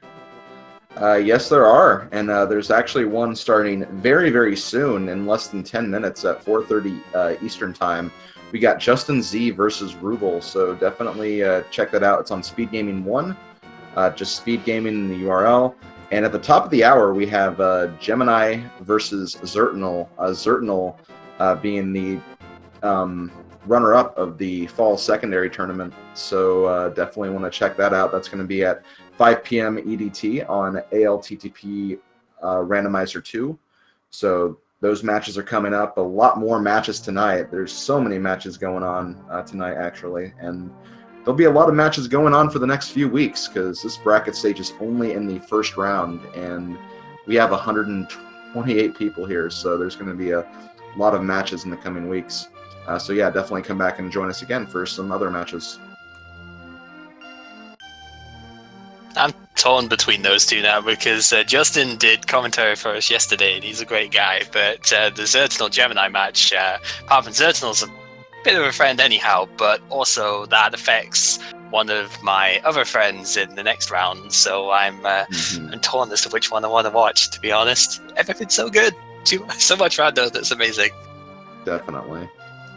And plus, he's also one of the grandfathered in, racers from the last tournament, as Slim Kirby mentioned. So this will be the first appearance in this tournament for Zertinal, having earned his berth into the brackets prior with his previous performance. So it'll be very exciting to see how he handles version 29 logic, since that has not been in effect since, before this. Pretty recently, he would not have been in the in any kind of tournament setting with this logic.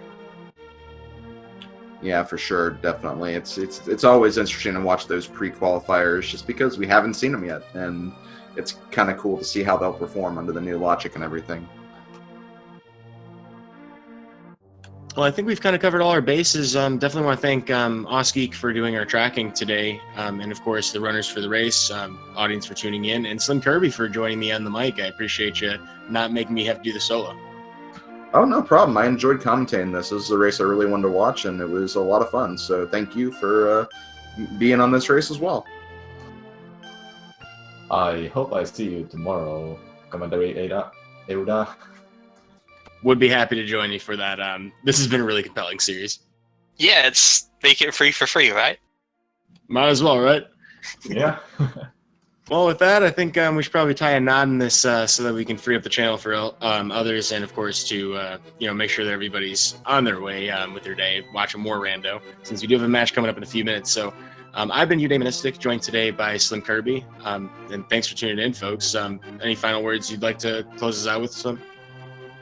No, I couldn't have said it better myself. Thanks to everyone who makes not just this match, but any matches possible. So just, yeah, thank you for joining us, everyone. Yep, and we'll see you next mission. Later, folks.